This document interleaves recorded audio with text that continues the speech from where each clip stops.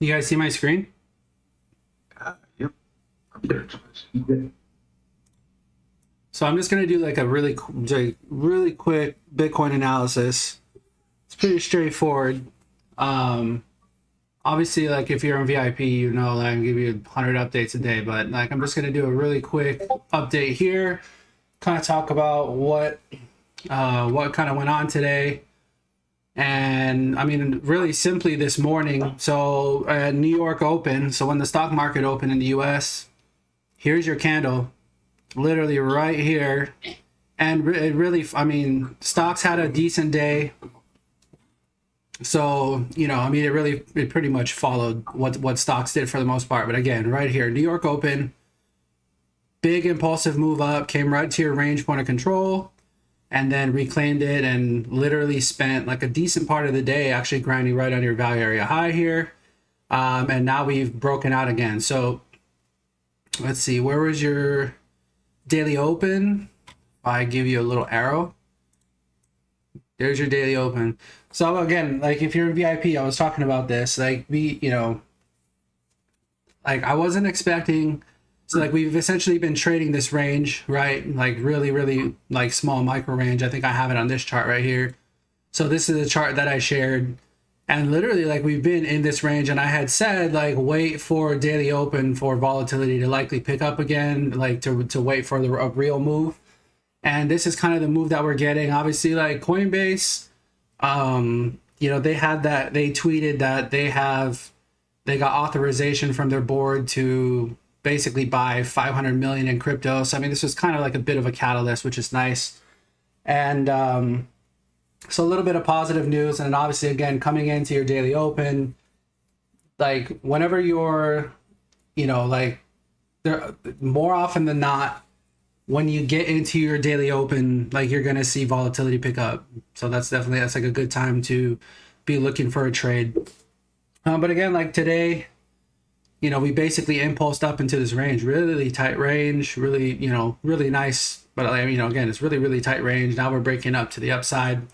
As far as your levels go, you know, it's kind of tough. We have a naked point of control here, right at 47,475. But it's like it's I would basically consider this hit super close. But I mean, as it looks right now, it looks like we're gonna actually like hopefully we come up and actually like formally clean this up. But that would be nice to be able to remove this from the chart. And then quite simply, like you have a daily level sitting here at 47,835. So it's literally naked point of control. This is your immediate resistance. Again, it's kind of iffy whether it's hit or not, because it's like it's you know your point of control is it's a bit of like it's not necessarily a specific exact level. Like you have to give it a little bit of leeway. But looks like we're probably going to come back up and formally clean this up. But your next resistance would be 47,835. And then if I go back to this chart, is this the chart that I wanted? No. So this is the problem, is I have so many templates. Too many templates. There we go. Just didn't go out, zoom out far enough.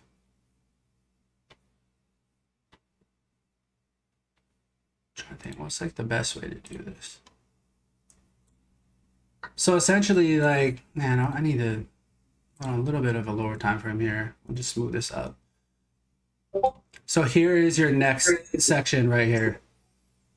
So this is the next area of resistance. So again, if we basically like if we take out 48, so like 48K is your high at the moment. And if you're able, can somebody mute that mic, please?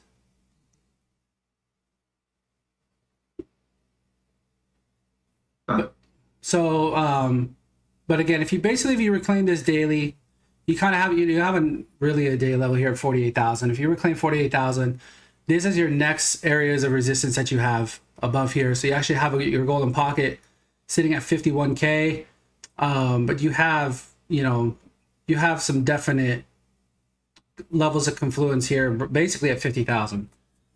So I wouldn't be too surprised again if we're able to take these highs out. and not swing fill like we did here, like if we're actually able to take these highs out, then 50,000 be the next target. And you have a big golden pocket here. I know I'm kind of zoomed in a lot, but within this golden pocket is the old range value area low, which is basically when we were trading this range back here. So just to give you like a brief, I know there's a lot of levels on my chart right now, and I apologize about that. But when we were trading in this range here, right, then we moved out of it and we traded in this range. I knew that like when we came back down into this old range here, that these old range value areas are going to be really relevant, which they were, right? We traded this range for 2 months before we broke out again, right? But like these levels were incredibly relevant. If price does break up and we start testing 50,000, 51K, the old range levels for this range are certainly going to be relevant. So it's nice to be aware of them early on. But I'll tell you right now, I don't have it marked on here, but I'll tell you that the range value area low for this big, I think, what is this, like 3-month range that we were in, is sitting right in this golden pocket. So there's a lot of resistance. Basically, if we're coming up into these levels here, there's a lot of resistance in this area to be aware of. If you're able to reclaim this, you're able to basically push above your value area low, like break your golden pocket, then you're looking at like 50, I think it's like 57, 58K. So that's when, you know, obviously like things get pretty exciting if that happens. But there's a lot of work to do, you know, there's a lot of work to do before we get to those upper levels. But very much, it's the same thing that when we came back down into this range, right? So you see this date, what is it, May 19th? Everybody remembers that when bots were going crazy and there was lots of red and people were panicking, right? Like it's basically came down to form this range, but it was just the same as this old range here. So once you lost this higher range, we came right back and traded within this range. For me, it's the same thing, right? Once we broke above this range, price is moving higher. If you're able to break back into this old range, I would just go right back to trading the range just as it is. So that's essentially my plan is, you know, again, if we're able to break back into these range levels here, then you would go back to just, you know, you would be literally looking to trade this exact range levels that you have. So that's kind of like a little bit of a higher time frame. Again, if I go back to here, just really quickly, you know, again, intraday type of stuff, really nice impulsive move up, coincided with New York Open. Nice range that we put in here, basically waiting for daily open. Sure enough, daily open came, we got our push up, and there's quite a bit of resistance here at the moment. You can see the wicks, it's, you know, it's being defended. And we have our naked POC that's sitting there, which is right here. And again, like I said, it's kind of hard to figure out like if this is technically, I would say this is probably hit by now, but it's no surprise that you're finding resistance here at this level. So again, talk about the upside to the downside. Again, it's basically like it's these same levels, right? Like you don't want to see, you know, if you get acceptance back below 46,760, then you start looking for potentially lower. If you have kind of, again, you have a confirmed high, then you can pull a fib or something like that. So I would pull it from probably down here, actually here, start of the impulse. And then this can kind of help you find some pullback targets. But again, I'm not saying this is the high. Like I'm just showing you kind of like what I would be looking for. I like honestly, I think it would be nice for this to actually go up a bit higher, but we'll have to see what happens. So again, that's Bitcoin. You know, when we broke this daily yesterday, it was looking like we were going to head lower. Like I was thinking we were going to head maybe like 42, something like that, but we didn't. We actually were able to hang around these levels, and then the market opened, market looked pretty good. And then, you know, we were able to get kind of a rally back up. So we'll have to see, or, you know, basically we'll have to see what happens. Essentially, I'd be trading this. There's a bit of a, I'm not sure if I have it marked. Kind of time frame I'm going to have to go out on here. But essentially, like you see, like we're trading in this sideways range, right? So basically price kind of was, you know, was moving up here. You got your impulse, sideways consolidation, and we basically, again, like this is a pretty nice range that we're in. So this is where these range levels come from, by the way. Your value area high, point of control, value area low. I have tons of, like, several videos where I've talked about this previously, so I know, like, I haven't done a public video in a little while. But if you're not sure what I'm talking about or not sure where I've got these levels from, like, I go over this. I've done it in multiple videos. You can go back and find it. But yeah, basically a break of this range would look really good. So again, that's why I'm kind of talking 48K. I think if we're able to, reclaim 48,000 and hold it, then likely 50 to 51K is next. And to the downside, again, if we break these lows that we're in, I would, I don't have it marked here, but again, our old range high is about 42,000, 42.5, if I remember. I just would see us coming down to test some lower levels. But that's basically it for Bitcoin. So we're in a tight range. This isn't a tight range, but we're in a range, and basically I'm looking for a break to the upside, looking at 50, 51, or a break to the downside. I'm looking to test some lower levels. You can see a few of them that I have here. But really it's probably like 42K first. Expect probably a bounce there. That's essentially kind of what I'm looking for. So the real reason why I wanted to come on, obviously, like, Bitcoin is Bitcoin. The real reason I want to come on is to look at some alts.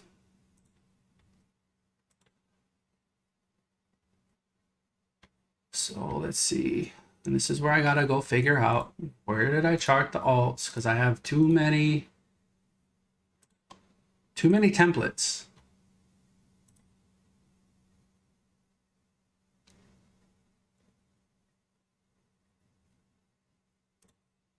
Make sure. Here it is. This is the updated one. See when you have too many templates? So for Alice, kind of like why I'm paying attention to Alice is because I would say it's relatively correlated with AXS, which for those of you, if you're paying attention to AXS, it's had like a monster run. That's Axie Infinity, right? It's had a massive run. So with AXS, obviously, like when Alice tends to run with AXS, so this is kind of one that I like to pay attention to, essentially. So I want to be aware of the levels. And essentially, like you have, like, basically, again, kind of a nice range here. I hate when it does that, the wick. Really nice range. You're currently sitting right below the point, like the macro point of control. So this is a pretty important level that you need to reclaim to look for higher. But the resistance, like these levels are really, really pretty well defined, in my opinion. So I like these levels quite a bit. Basically, like, I'm looking for a reclaim of, it's really like there's quite a bit of resistance above. But if AXS can kind of gather some steam and push up, I mean, it's had a massive run to the upside already. But if it can make another push, I think that Alice could probably come up here to this monthly level, which is also a macro value area high. Like, there's a lot of confluence, a lot of reasons here. But after you have an impulsive move like this, it's not abnormal to have some sideways consolidation. So like, this is totally fine price action. You have a daily level and it's sitting pretty close to where this 382 is. You have a couple of wicks here, totally fine. But this, to the downside, I think this daily level here could be a nice opportunity. Like, if price does retrace a little bit, we'll take a look at Ichimoku. I'm kind of curious what it looks like. If I can find a thing. Here it is. Oh, I forgot. This is the one that it doesn't really have, like, it just started to be able to populate. Because it's, again, this is like a relatively new chart. But top of cloud. So basically you're bouncing off of the top of your cloud here, but you are below your 10K. Let me go to a 12-hour chart. See what this looks like. Yeah, so not really. I mean, like, you're looking at your support, comes down to your top of cloud here. You got a nice bounce so far. I don't really like when it's set up quite like this. Essentially, like, you're ranging here, so it's gonna not be like too helpful, but it does help identify some support here. Obviously, like the bottom of your cloud here is really close to the daily level. So if price does come down here again, like, I kind of like this daily. for a possible, short-term trade. If you start to lose this daily level, then you're probably going to get a deeper retracement. But to the upside, macro POC, reclaim this, kind of your first step. But it's really this daily level that is kind of like your immediate resistance up here at, $14, 14.24. And I did mark off this zone here. It's not, just kind of like highlight. Like the only reason I did is to just kind of show you that there is some resistance up here in these levels. But I wouldn't put like a ton of weight on this. Like I think like if you're able to push above this daily, and really like the thing that like I like to remind people is you look at how the two majors are doing, and really like it's Bitcoin and ETH, right? If Bitcoin and ETH are really strong, alts are gonna have an opportunity, especially if Ethereum is strong. Alts are gonna have like an opportunity to participate, right? Which they have been for the most part. A lot of alts have done really well on the run up. Obviously, like you look at a lot of altcoin charts, they look really good. But that's like really something to always keep in the back of your mind when you're looking to get into trades, is be thinking like, what's Bitcoin doing? What's Ethereum doing? Like, are they still showing relative strength, right? Because if they are, gives you kind of a better, gives you better insight, I guess you could say, to like a little bit more comfort getting into like altcoin long positions, right? Otherwise, if things start to, like if they're losing key support levels, that type of stuff, then you should be a little bit more hesitant to be taking, long positions, in my opinion. So it's kind of like I talk about this daily level, right? But let's say Bitcoin, has a huge move to the downside, ETH loses key support, and then like we start testing this daily level, like I probably am not going to be interested in taking a trade off of here if, Ethereum's losing major support, Bitcoin looks bad, etc. Right? Like I'll be way less interested here. So that's always something to keep in mind. But so again, to kind of wrap it up for Alice, this is one of those that I like to pay attention to, because AXS has been super hot. We can actually like take a look at AXS just really fast, so you can see it. I'm kind of curious. So again, look at this run up. I mean, just like from July 1st, so what is that, a month and a half? Even just from like this, like the start of the impulsive move up to your wick high, that's almost a 2,800% move. Like that's insane. It's incredible. And honestly, like this looks okay. It's like you have your impulse, pull back, impulse, consolidation.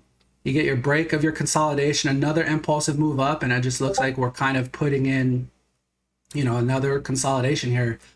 So there's nothing, if you throw on, I'm just kind of curious what it looks like. You throw on Ichimoku, I mean, this is like massively bullish. There's nothing bearish about this. But again, like this is why I'm kind of paying attention to Alice, because Alice gives you, it doesn't look like this, obviously, but it will give you like some opportunity to participate. Like it has joined in on like a couple of the runs. But yeah, again, so daily level, you have a bit of a support zone building here. So you kind of have like this little liquidity zone here. That's kind of a bit of support. Like you could draw a support box here. You see how well like this has been defended, over the last 11 days or so. Any tests that you got into here have been bought up. So this is a zone to be aware of. Obviously, you start losing this zone, then again, you're looking for your daily, but this is definitely something to be aware of. These are your resistances. If you're able to reclaim this red box here, very likely that you're coming up. This is a massive level though. Huge level. Absolute would be, if I'm long, I'm taking some off here. And then if you're able to reclaim, if price is able to push above this level, then, well, who knows? Probably going to go on a pretty decent run. That's my guess. But that's why Alice, kind of interesting. Want to bring it up. I don't know if I'm going to go through all of these because I kind of want to like have a bit of a conversation with everybody here. Hopefully, can everybody hear me just to make sure? It's always weird. Okay, good. It's always weird when you it's always weird when you like just talk to yourself for a while, you know. Yeah, so can you hear me? I've got a slight problem. Yeah. It's only 25 members I can join. I don't know what's happened. Usually the settings have up to 99 people, but there's a lot of people that can't join, and there's a limit of 25 users. You lied to me, Ribsy. You said that there are more people who are going to be able to join. Well, last time I hosted it, we did have over 50 people.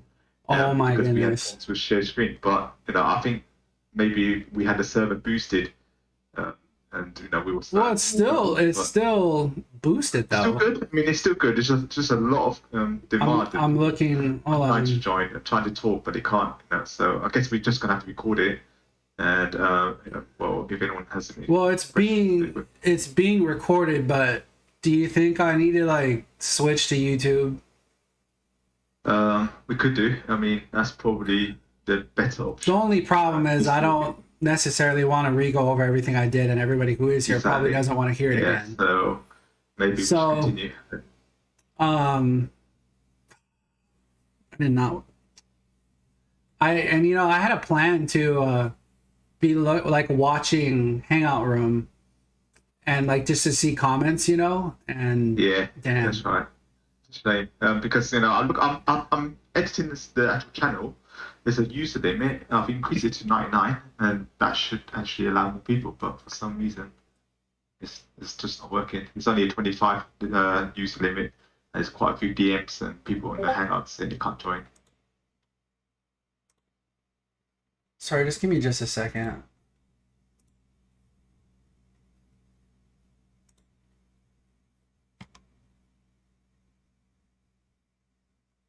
Oh man.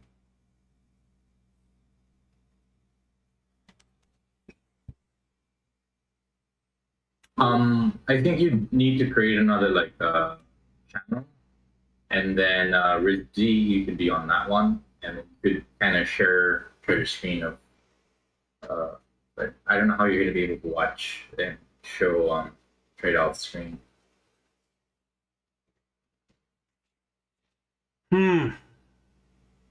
That's a strange one because I'm sure it worked before. We did have a lot of people. We last did time. that. Yeah, we did that before. But I'm just looking at it now. It's just the voice, and this is just that voice channel that was created. We can try to create another one and see. Like, do I need to go to the live? There's a live stream channel that I know I created that, but I wonder if we went there. Yeah, we'll try that. See, just all hop on maybe. Okay, well, I think that we're gonna try to switch over to the other channel and just see if that helps. If not, I might have to switch over to YouTube. I don't really want to do that. Or maybe I'll just like finish up kind of what I'm talking about, and then maybe I can do another stream later. I mean, it doesn't. I've tried joining last stream. It's working for me fine. Let me just. From the other channel?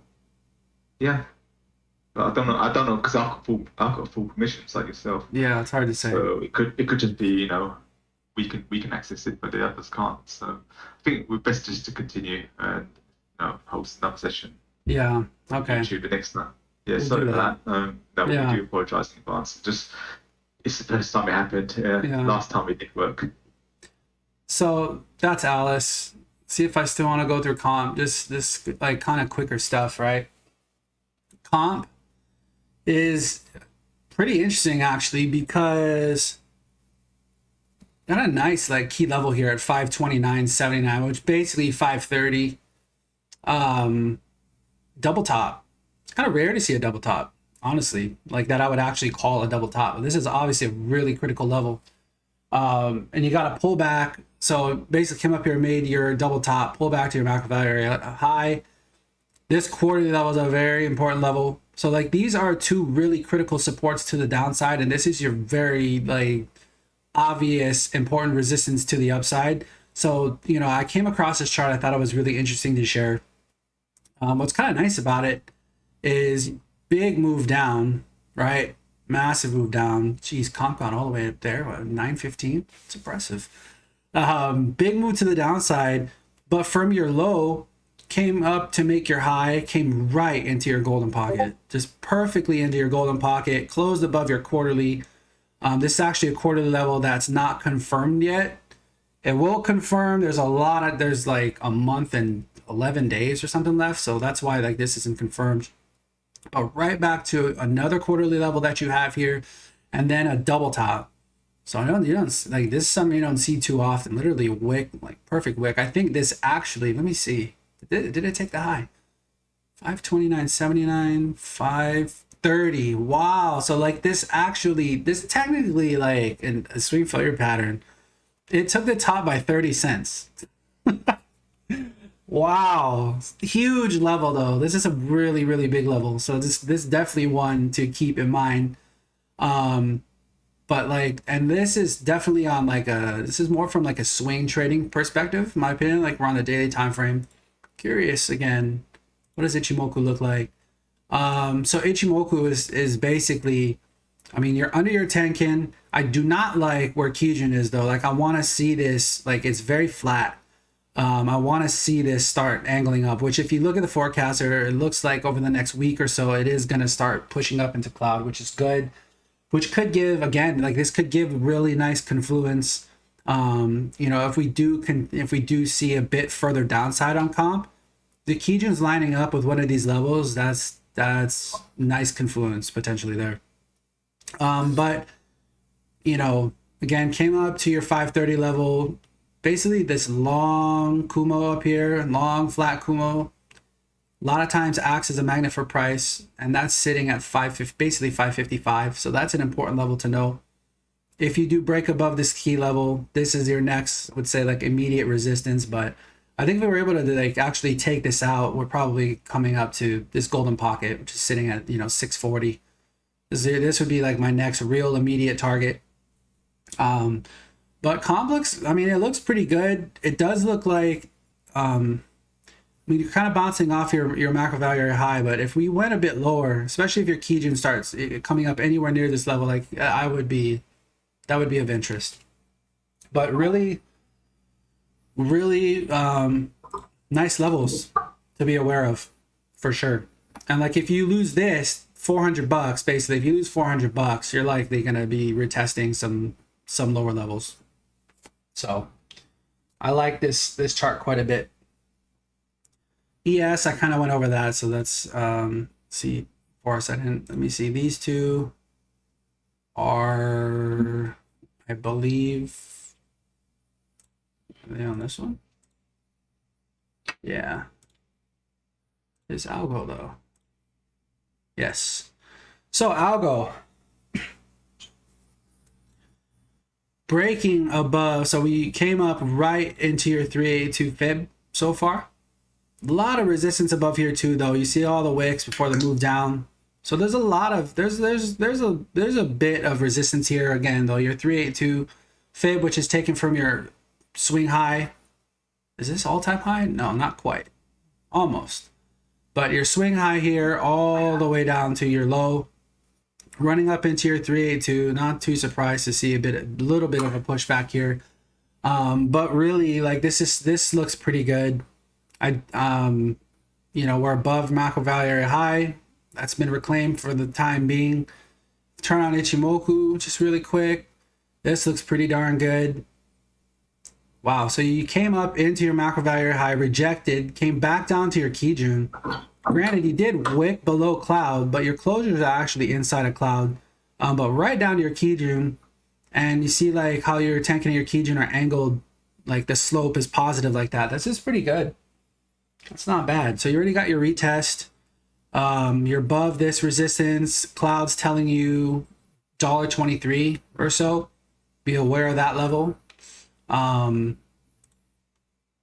again, you kind of ran into your 382. If you're able to reclaim this, I would look to this level, which is $1.36. Again, don't forget about where your the top of your cloud here is. This is really important. But if you're able to break above that, this is going to be a massive level. Absolutely massive level. So if I turn on pivots, so this is your weekly pivots, which is going to reset in a couple of days. gonna see you like a little bit higher time frames. You have any monthlies line up? Your monthly R4 pivot is literally right here in this level. That's important. R5 is right at this key level up here. Just something to be aware of. But algo looks pretty good. I must say, it looks pretty good. Really wouldn't want to see it come below $1. I mean, you know, again, you can have a bit of a pullback.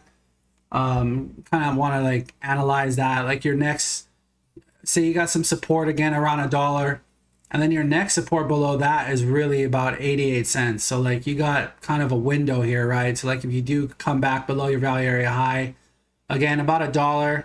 If you lose $1, I'd be looking around 88, 89, 90 cents, something like that, something around here.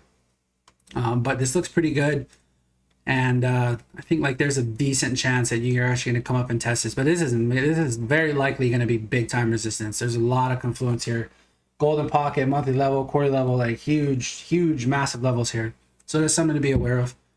And again, kind of the reason why I'm showing you guys these charts again, because like if you're, you know, like you can, you know, take a look at the levels that I have if you're interested and put them on your chart. And then finally, this one is just of interest because of what's happening right now, right? Like it's literally at its all-time high. It's very close. I don't think it took it yet. So 247 is your all-time high.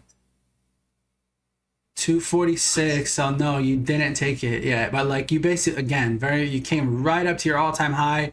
Weren't able to exactly hit it. And you're finding a bit of resistance here. If you go down to a lower time frame, look at that. So that's how close. I mean, that's literally, again, another double top, very similar to comp, right? So you're, you know, a little bit of resistance here for the time being. But this is one that we talked about in VIP, where you had, again, like basically a move up into this really important weekly level. And you even, you know, a little, not, I mean, this is not really even resistance, but like came up, tested a little bit, broke through. You got your nice back test, confirming this as now support. And then we're moving up and basically double topped at your all-time high, really close.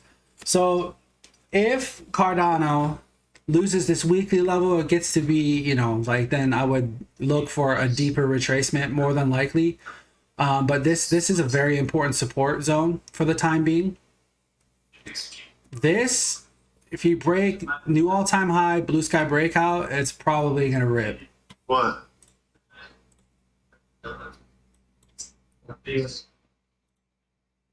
Oh, like the DMT? Thanks.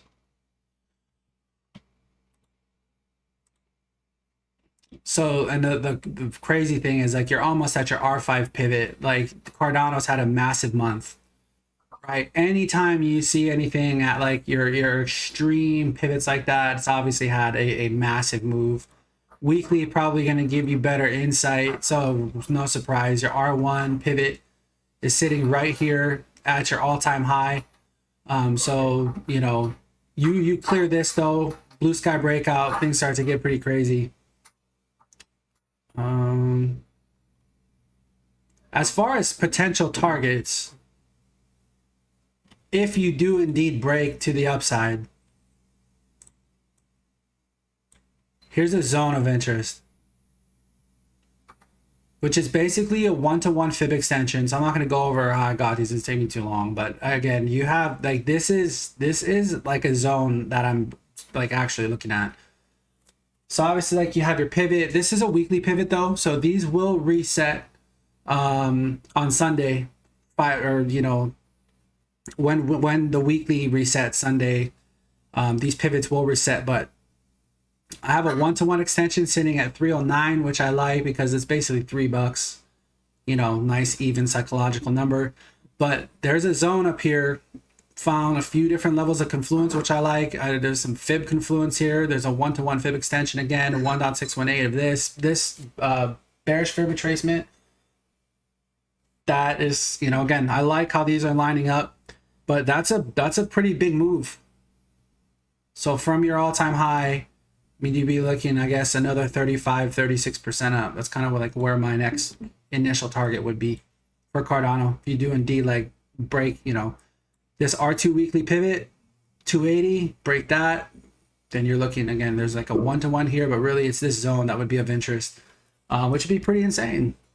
And there's been a lot of, I think Cardano, what is it? Like their smart contracts coming out soon, something like that. Like finally they're going to have some kind of working product, maybe. I don't know. But like there's been a lot of like positive buzz around Cardano. So not too surprising. But again, like look at this. Finding resistance right at your all-time high.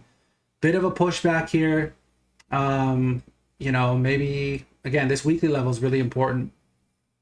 Weekly level is pretty important. That's Cardano.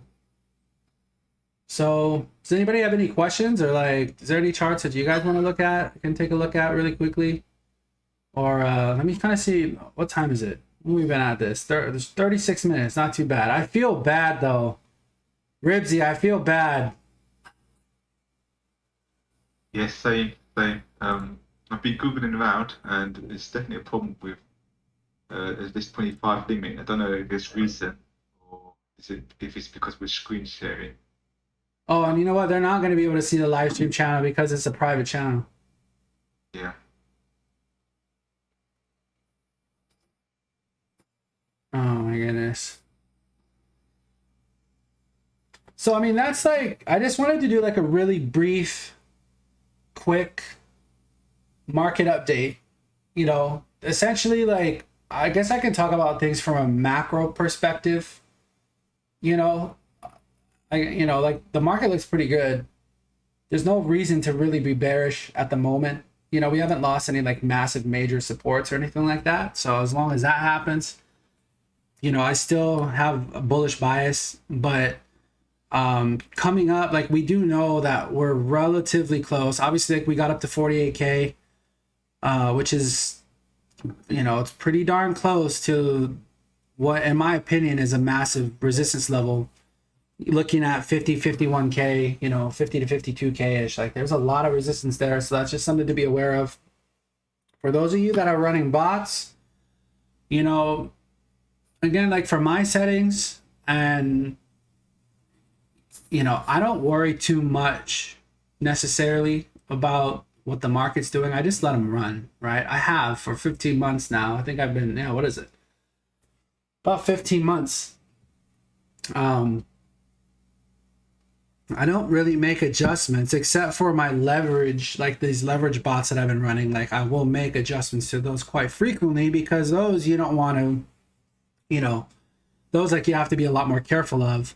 But for my normal DCA bots that, like for all the alts that I trade, I really don't bother too much worrying about making any adjustments to them. Now, like, and what I mean by that, so like as far as like the settings go, like when we come up to, what I think is going to be pretty important resistance levels, I haven't really made any adjustments lately just because like I've my risk profile has been lowered pretty, quite a bit from kind of where it was like in the earlier in the year, right? So like since mid-May, when we had that pretty big crash to downside.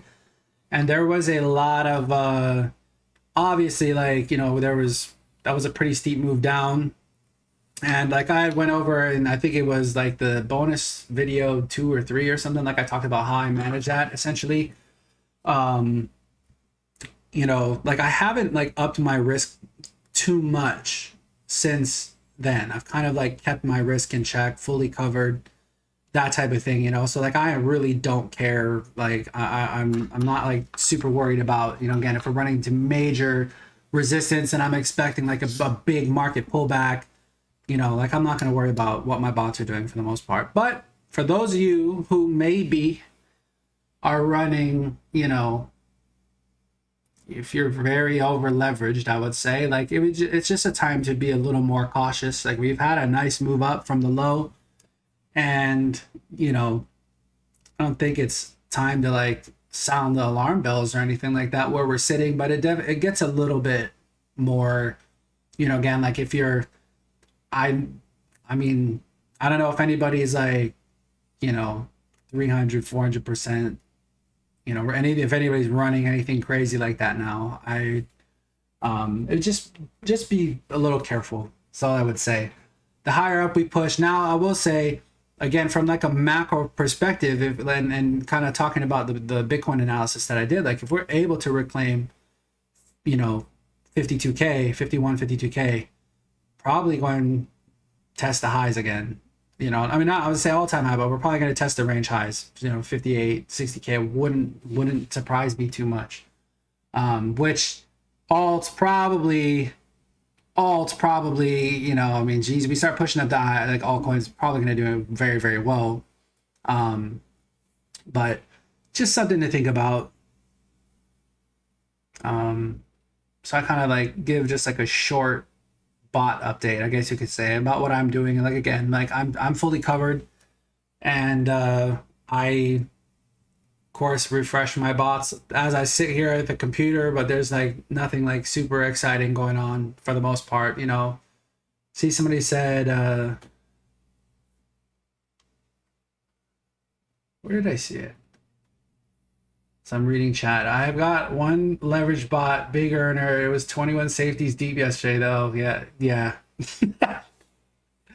That's funny. Yeah, so I would just say, like, again, if you're really over leveraged, just be careful. You know, obviously, like, you're probably been doing pretty well, which congratulations, good job. But just be a little bit mindful again, like as we push up into, you know, these kind of higher resistance levels, right? Like, and the thing is, again, like if you do risk a little bit just to protect yourself, if we do push above and like we're clearing 52K, market looks really strong, then you always put your risk back on, right? It's not like you're really losing much at all, like just to protect yourself. But I mean, you can always make that adjustment like pretty quickly, right? So, but obviously, you know, if things flipped around, we had a big pullback, it's much more difficult to try to make those adjustments as they're happening, because you're likely going to be carrying some red bags, right? So like that's the point, is if you're worried about it, or like you think like, man, I got a lot of risk right now, if the market went to hell, like for those of you who just started trading bots, be real careful. If you weren't around before May, at least, I mean, that's like really new, right? Like if you weren't around for that and you just started a month or two ago, I would go back and look, you know, watch some of the videos that we talked about, the May crash. I would probably go back through chat, scroll back and try to find some older posts and just kind of see what was going on around mid-May, because you're going to want to be aware of that. And, you know, do I anticipate some kind of insane May 19th pullback like that? Not really, but this is crypto, and the pullbacks, when they come, they can be really brutal if you're unprepared for it, right? So like, for those of you who are new, just be aware of like what could potentially, like what your risk is, right? And just be aware, because I don't want to see anybody in here who'd be like, you know, super deep into red bags, and then like you're really over leveraged, you weren't able to fill your safety orders, so like you have really bad, like your take profit, you know, essentially like your average entry is really bad, and it's, you know what I'm saying, like I don't want to see that. So I really like to try to warn people, or like just be, you know, like get people to understand that like what could happen, right? And for those of you who are around for May, you know what can happen. That's I'll tell you from like a historical perspective, you know, aside from like the, you know, the March 2020 coronavirus crash, like that was a hell of a time to be in crypto, by the way. May 19th, like that, you know, really the couple days that led up, like what led up to that drop, that's very rare. That's a rare event. So if you survived that and you came out of that okay, nice work, because like that really is, I would say it's more on the extreme end of what I would call a pullback, you know, like that. I mean, that wasn't a pullback. That was like, we're going to take everybody out of the market type of move, right? But you know, just be careful. So if anybody has anything that they want, like a question, or if you want to look at a specific chart, we can look at a chart. I really don't intend on me talking the entire time. So if somebody has somebody has questions, or you guys want to talk about kind of what you've been doing, totally cool. Ribsy, if you want to talk about your bots and what you're doing, feel free. Like this is obviously it's a little bit hard because we're probably going to be talking over each other, but yeah, if you just want to, Yeah, if anyone has any questions first, we'll answer that. Otherwise, we start talking about bots, we talk about TA, any kind of questions. I think we've got more people now. It's more than 25 people. So is there? How did that happen? I have no idea. Where do you see that? Oh, there is a lot of. Yeah, just a couple of people. It's quite a lot of people. Before it had a limit. It said 25. Out. Well, it had a little icon showing 25 people. Yeah. Seems So, to be a lot more now. okay. So what I see is, the live stream, that's a private channel that you can see. I see that says 99. So Yeah. so whoever changed that, like maybe they changed this one. I don't know. But it does say Well, 99. there's a server limit, there's a user limit which was set at 0, unlimited, and then we had that problem with 25 people joining only, and then we set it to 99, and that didn't work, and then I reset it back to unlimited, and I don't know, I'm not sure if that fixed it but there's definitely a lot more people in. There's 37 people in here right now. So I mean, the people should be able to join then. Yeah, you should be able to. Hopefully. Either that or people have been, because I've been doing some invites as well manually, but okay. I really don't know what's happening. Anyone got any questions?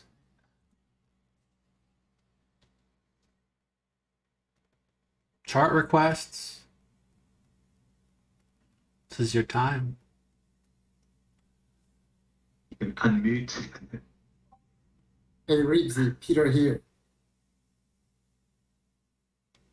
Ribsy? No? What? It's Peter here. I got a question. Let me share my screen. Okay, let me unshare mine then. Hold on a second.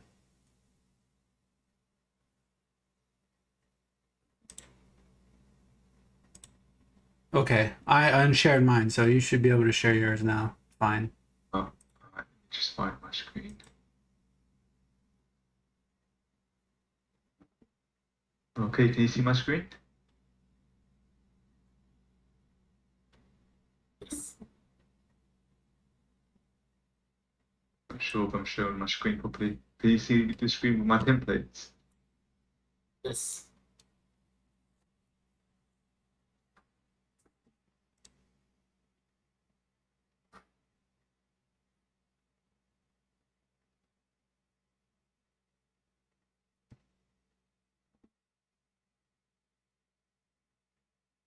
I'm not getting any answer. Is anyone able to see my screen? Yeah, well, yeah, we can see. Okay, I can see your looking three good. comments. Okay.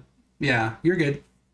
Oh, I'm good. Okay, good. Okay, so yeah, basically, I've started again, reset everything, and this is basically I've started on the 1st of August. So this is a 75k bank mode.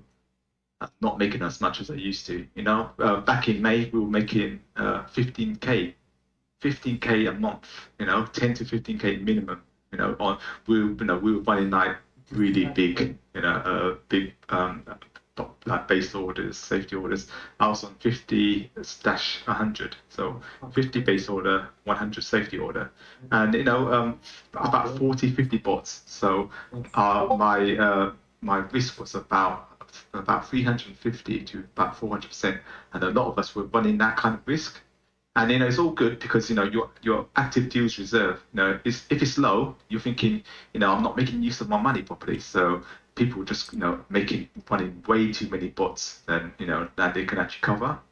And we had a few dips and we survived them.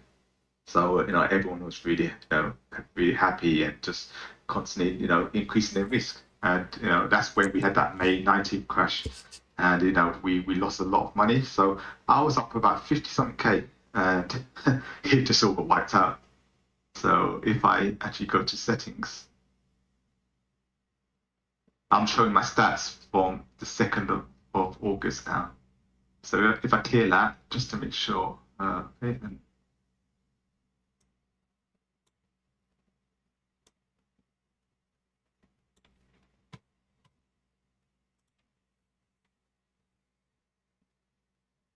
it's not showing.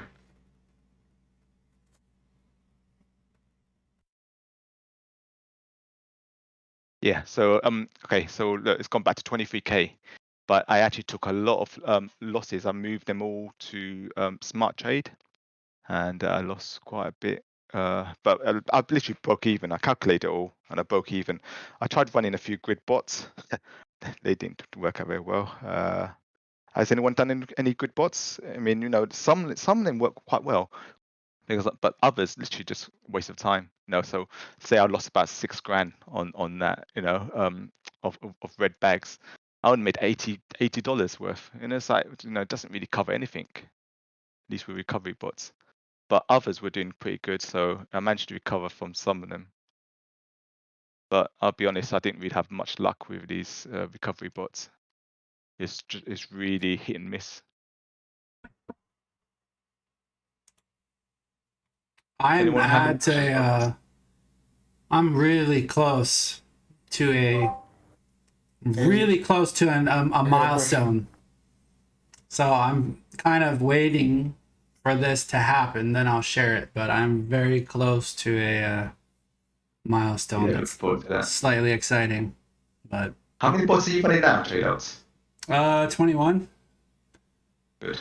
Like I said, like honestly, my risk is it's relatively low. Like it's definitely low compared to what I was running previous to that, right? Like I'm fully covered. In fact, like I'm pretty sure like I'm more than fully covered, you know, like I'm not even, I mean, I've been obviously like you know, I didn't make any adjust, like I would, okay, so I would have very likely made some adjustments. I would have increased my risk, but I wasn't around, like I was sick, right? So like I missed the run from the low. But like if we had reclaimed, like once I saw like basically reclaim 35k, I would have like you know, from a bot perspective, that was a good time to like really like push your risk up, because you know that was a pretty major resistance. If you clear that, you were looking at the top of channel, probably breakout. Like, you know, it would have looked pretty good. There was a massive level there. That's why. And again, like I wasn't around. I was sick for a few weeks, so didn't make any real adjustments. I think I added like oh, and one reason why my bot count is down too, and why I'm like really like not running much risk at all right now, because I actually haven't even added some of that on, is Binance. So I actually removed all of my Binance bots, and all the ones that I was running on Binance.com. I actually removed those because of the API issue. Like I didn't want to wait around for that. And so like all of those bots, which that was, I would say maybe like 60% of the bots that I was running was on Binance. So I actually pulled those. I added some more on Binance US that you know, I was like fine running, but I didn't, which pisses me off because I was enjoying the BUSD. So I'm looking at your screen now and it's like irritating me because I was enjoying the BUSD low fee, you know, like it makes, when you're doing you know, especially like when you have decent volume, like it makes a difference. It's noticeable. Makes a huge difference. You know? Because say we're taking profit of 1.25. It makes it. Now, that is yeah. our actual profit we're making. Because Yeah, it it definitely does make a noticeable difference. But again, it's like, you know, it's not something that, you know, like I didn't want to wait around for that. And so basically I'm strictly on Binance US right now, which is fine. Like it's, you know, like I'm still, well, I'm not strictly on Binance US. I'm on, you know, I'm running like some bots on Bybit, but you know, it's kind of like there's been a lot of FUD with Binance also, and I'm not concerned about Binance for the most part, but there's just a lot of attention on them right now, you know. So it's like if you if you're trading on Binance and you may, depends if you're, are you verified or if you're unwilling or unable to KYC, it's kind of one of those things that you have to weigh, and like if you have a significant amount of money, which I had a pretty like, I had like a decent amount of money on there. So it's like, it's something which typically I don't like. I don't like to do. And it's even like on Coinbase, like I my Coinbase balance is actually pretty low, like in relative to my portfolio, because like I just don't like keeping funds on, like unnecessary funds on exchanges, right? So like if I'm holding alts that are part of my HODL bag, or if I'm holding my Bitcoin, like I just keep it in like on my hardware wallet, right? Or like my personal wallets, like offline, just because you run into the potential of like issues. Like, so with Coinbase, there's no support. There's literally no one you can call, like from my understanding, like from what I've seen. Like people have been waiting, like trying to get, like if there's, and which to be completely upfront, I've had zero issue with Coinbase ever. Like it's been perfectly fine. Knock on wood. But like, withdrawals, deposits, I guess I haven't really deposited in a really long time, but like I haven't had any issues with that. All my transactions been fine. Nothing, no complaints from me. But from people who have had issues, it's like they literally cannot get in contact with somebody, and like it's for months at a time. So it's like, if that money is important to you, if it's a significant sum of money to you, right, like it's just something to think about, right? Or Binance, the one thing that pissed me off about Binance, which Binance, if you happen to ever watch this video, you figure your stuff out. But like when Binance, they moved recently, there's like a new thing when you withdraw sometimes. I don't know if it's like amount based or whatnot, but isn't it? you have to, it's like our team has to verify your withdrawals. Please allow us up to 12 hours. I'm like, verify what? It's my money. So like when you withdraw, you have to do email confirmation. You have to do your, if you have your 2-factor authentication link, but hopefully you do, right? But it's like you have all of the info to verify that you're the one doing the withdrawal. And then it's like they added that step on some of them. I noticed, it seems, I don't know if it's amount based or whatnot, but the second that I kind of saw like, oh, we have to verify your withdrawal, and like the thing is, for me, I haven't had any issues. Like I have got those message and I've still got my withdrawals almost immediately, but just the fact of me reading that like really pissed me off, because it's like, what, like it's your funds on their exchange, but it's just a reminder that it's really not. It is your money technically there, but you need permission from them to access your funds, and they don't have to give it to you. I mean, you know what I'm saying? So like that, I just prefer to have custody of my funds like as much as possible. Now, obviously, like you're running bots, that's not going to be a thing. You're going to have your funds on there, but like just with your extra funds, like with stuff that you just have lying around, that's not, unless you're staking, right? Participating in like any of their staking, or, if it's just literally sitting there and you don't have any plans to sell it anytime soon, it doesn't really make a whole lot of sense unless you're uncomfortable with holding your own stuff, which is, again, that's fine. But it's just kind of like you leave yourself vulnerable to like, potential hack or potential, you know what I'm saying? It's like unnecessary.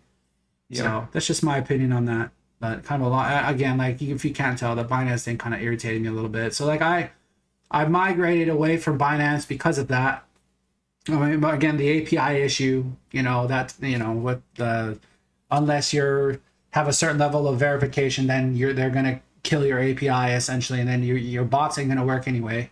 So basically on Binance US, again, I'm enough, like I have enough, like the bots on Binance US are doing it fine for me for like, I like as like my current risk and my current, like the way I have them set up, they're fine. And so it's not really like Like it's good enough for me. Until I think now the best thing to do with these bots is just treat them as passive income. You know, This is where the stream is, like Eric was talking. And then normally, like there is like a chat section. what? So like any of these are like gonna be chat sections. This one's like walks you through just how to use Discord. Are you talking to us? I think it's something else. I just Oh, muted. okay. I don't know who's talking to us, but So Well, you were just wanting to see the comments. No, I was wondering. oh yeah, he's talking. no So, one has any questions. It's strange. Usually people have loads of questions. well, like the VIP Yeah, streams, they get I got a like question. tons of questions. Oh yeah, okay. Go for Yeah, it. I got one as well. Have you guys done any more testing with composite bots recently or multi-pairs? Do you just prefer like single pairs at the moment? So much better on here. Yeah, you do have more control with single pairs. I find it's just These easier. are the bots. Is that so you can like you tweak your like top performance So each and one of low these performance with is a different different bot. BISs? Yeah, if you want to, no, if obviously, yeah, if you want to tweak it individually, for example, certain take And you profit, can want to, do- slightly high or slightly low depending on the coin. It's better if you have it as a single bot. Otherwise, it's pretty much the same thing. You can just do a composite bot and just select the coins that you want, as long as you want to keep the same settings that is.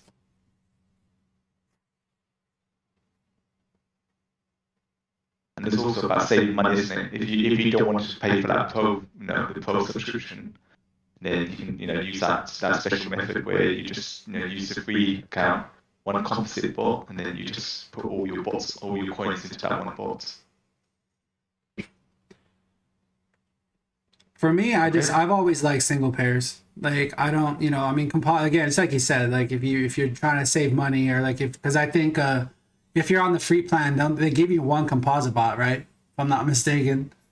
Yep. So it's like Really, that's crazy. Yeah, so I mean, you think like on a free I didn't plan, you realize. technically could run like if you're running one composite bot, I mean, like I think didn't you do a video on that, Ribsy, or was that Rocket Mike? He did a video on that that's posted to like for the Super Gentleman, yeah, the Super Gentleman, yeah. So like he did a video that's actually on my YouTube for people with the free plan, like how to maximize it essentially, right? So, but for me, like I just like I like to look at the single pairs like individually and like have the control over each individual deal.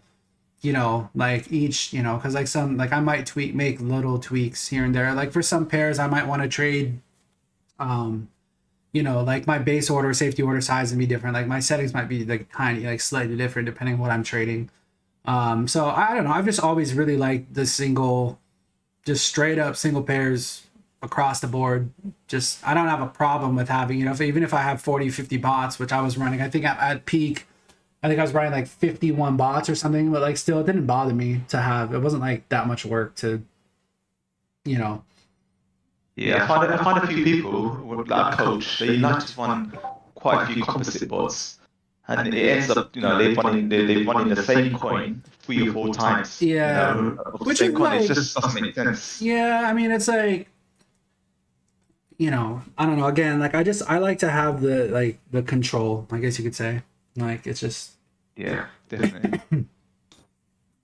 I got a question. Yeah, with just jumping back to the Binance thing real quick, I think everybody's kind of concerned about this and potential run on Binance, etc. I've heard a bunch of things. So what exactly is happening on the 23rd? Does anybody know or have any insight on that? Sorry, hold on. I'm trying to fix my audio to make sure. Hopefully, it's not gonna double. It shouldn't. Like from my understanding, essentially, if you're not KYC, and if somebody else has a better understanding of this, feel free to chime in. But from my understanding, if you don't have a certain level of KYC by then, and my kids are home, so I apologize. Maybe you might be able to hear them. But like they're gonna disconnect your API feed going forward. So again, right, 3 Commas uses APIs to connect to Binance. If Binance kills their side of the API feed for those who are unverified, right? And like that's the point that like it's a compliance thing for Binance, which I can respect that. But like essentially like they're trying to become compliant by like taking an extra step forward to really prevent, you know, people from accessing their site, I guess you could say, because like API is one way, you know, like obviously 3 you're able to use it, and 3 communicates with them, you know, and you don't, you know, if you're verified or if you're not verified, like it's able to kind of give you a little bit of a backdoor to enter, like to be able to trade from your account technically without logging in, you know.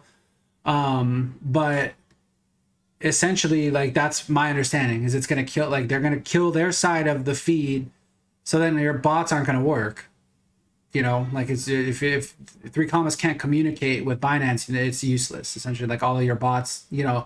And like to kind of further that a little bit, and this is kind of like a, I guess like a good time to like for this question to get brought up, because like the market looks like really pretty good right now. I'm sure everybody's bots are doing really pretty good. If you wait to make an adjustment on your bots, it's going, like whenever they do cut the feed, whatever deals you're in at the time, like you're gonna be stuck in those deals. You know what I'm saying? Like you're gonna be like whatever deals your bots are in at the time when they do end up like cutting their feed. That's it. So like, I mean, hopefully this doesn't happen, but again, like maybe the 23rd is like a pretty down day for crypto, and then like you know what I'm saying? Then like you're not gonna be able to make adjustments. You're gonna have to manually go in, log into the exchange, and like you're gonna have to manually control those deals. So essentially, like that's why I cut my bots early, just so that I can just transition off from there, and like honestly, you know, so I can transition off of there. You know, that way they're done, and like they're all, you know, I don't have to like deal with any, you know, any of that. Yeah, so that's really good info to know about, you know, in regards to, you know, 3 and stuff like that. But I have a bit of money on Binance to run the 3 bot, and I was more concerned about, you know, I'm only allowed to pull off .06 Bitcoin. They've fully limited me in Canada now. What? To, It's not per day. It's not per day though, or yeah, so my per day withdrawal limit is 0.06 Bitcoin, roughly $2,700 or something. What? Maximum. Yeah. is that because you're not KYC'd? Yeah, exactly. But Yeah.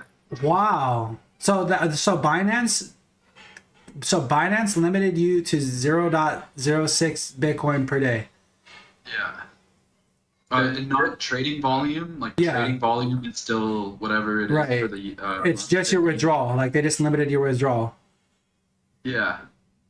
Holy. Yeah, they did a really good number on the people with just basic accounts. So what they really want people to do is really do a KYC. Like I don't have a problem because I did the advanced verification clearance when I gave them pretty much the majority of the details. Yeah. So I have a substantial amount of money with them, and they allow me to, you know, do a full 100 Bitcoin, even withdrawal if I wanted to. But for those with basic accounts, intermediate accounts, they, you know, the more information you give them, then you really get awarded more leeway as far as your withdrawals are concerned. So like if you're fully KYC'd, like I wouldn't have much of a concern remotely about Binance. Like to be clear, like it's not that I think Binance is like there's major problems there or anything like that. Like I would feel confident, you know, having like a decent amount of money on Binance if I was, you know, if like you're fully KYC'd. So that, I mean, I you know, that wouldn't bother me. I'm fully KYC'd, so that's why I've not really looked into it. Yeah. So I'm okay with money like that. Yeah, I mean, again, like if you have like full verification, then it's no, like, you know, I wouldn't really worry about it too much aside from like, you know, and I would say with Binance, the risks are less. Obviously, like there was an exchange that just got hacked. Was it an Asian exchange, the Liquid or something just got hacked for like 80 mil, I think, just what, yesterday? Something like that. But I mean, with Binance, they have so much money, like if there was an issue, they would be able to remedy the situation pretty well. You know, like they definitely would. And when I mean like just security wise, I think Binance probably in better shape than a lot of these other places. Like they're like the exchange, you know. So I think they're probably on top of that type of stuff. But again, like the general rule of thumb for myself, and this is just how I, you know, like for my personal self, is anything that I'm not using. So like I have X amount of capital allocated to my trading portfolio. And like that's essentially what's on my exchanges for the most part that I trade on, right? But like anything, so like my spot Bitcoin that I hold, my spot ETH that I hold, like they're in my own personal wallets, you know, like any long-term HODL bags, Polkadot, stuff like that, like they're in my custody because I don't like to leave money on exchanges, especially if they're not doing anything for me right now. Like on Binance US, for example, they have a staking there. So like Algorand, you can get, I think it's like 8 to 10%, a year, that type of stuff. So like my algo's there, you know, it's being used, right? So it's like that's different. But again, like most of the stuff that like I just like to have, you know, it's kind of like not your keys, not your Bitcoin, right? Not your keys, not your coins. It's the same thing. Like I just prefer to have most of my stuff in my control unless it's like my trading capital. And then if I lost that, I mean, yeah, I'd be like super pissed, but it's, you know, it's not like my entire portfolio or anything like that. Because I've been through like Cryptopia in 2018, right? Cryptopia got hacked. I lost, like, thankfully, I had like barely anything on Cryptopia. You know, I had, I think, like, there was one bag on there, though. I'm trying to remember exactly what it was, but it like spiked up really hard. And I was pissed because I had a bag of it on Cryptopia that I like never got back, right? But like, so like there was one thing that I was like really like kind of irritated about. But like Cryptopia, I never got my money back ever. It's just gone, you know? And like they tried to initiate some kind of, you know, like where they were gonna give you part of your money back, but like I remember when like the legal documents, like when they sent them, it's like the attorneys needed to get paid and like certain like the creditors were gonna take their cut first. But I'm sitting here, it's like, and this is if I remember, Cryptopia is in New Zealand, so like this is New Zealand law, right? But like literally they were using, like the exchange had custody of all the customers' funds, right? But the creditors that I guess Cryptopia owed money to or whatever it was, they used the customer funds to pay the creditor. So it's like, oh, well, it's like not even their money, you know, but like that's the type of stuff that's like, you know, I would say in 2021, probably like maybe a little far-fetched, you know, like I think things are a little bit different maybe now, but it's like that happened, you know, and it's like, so it's kind of like first-hand experience. And then KuCoin got hacked, but they paid everybody back, or like they figured that out pretty quickly. So hacks happen though. I mean, look at what was it that just got hacked for like 600 million? It wasn't an exchange, obviously. It was like a DeFi protocol, but something just got hacked. You know, and they're like begging for the money to back. That type of stuff. Just be careful. It's enough blabbing though. Does anybody else have anything to say? All right. Quick question, if that's all right. Go ahead.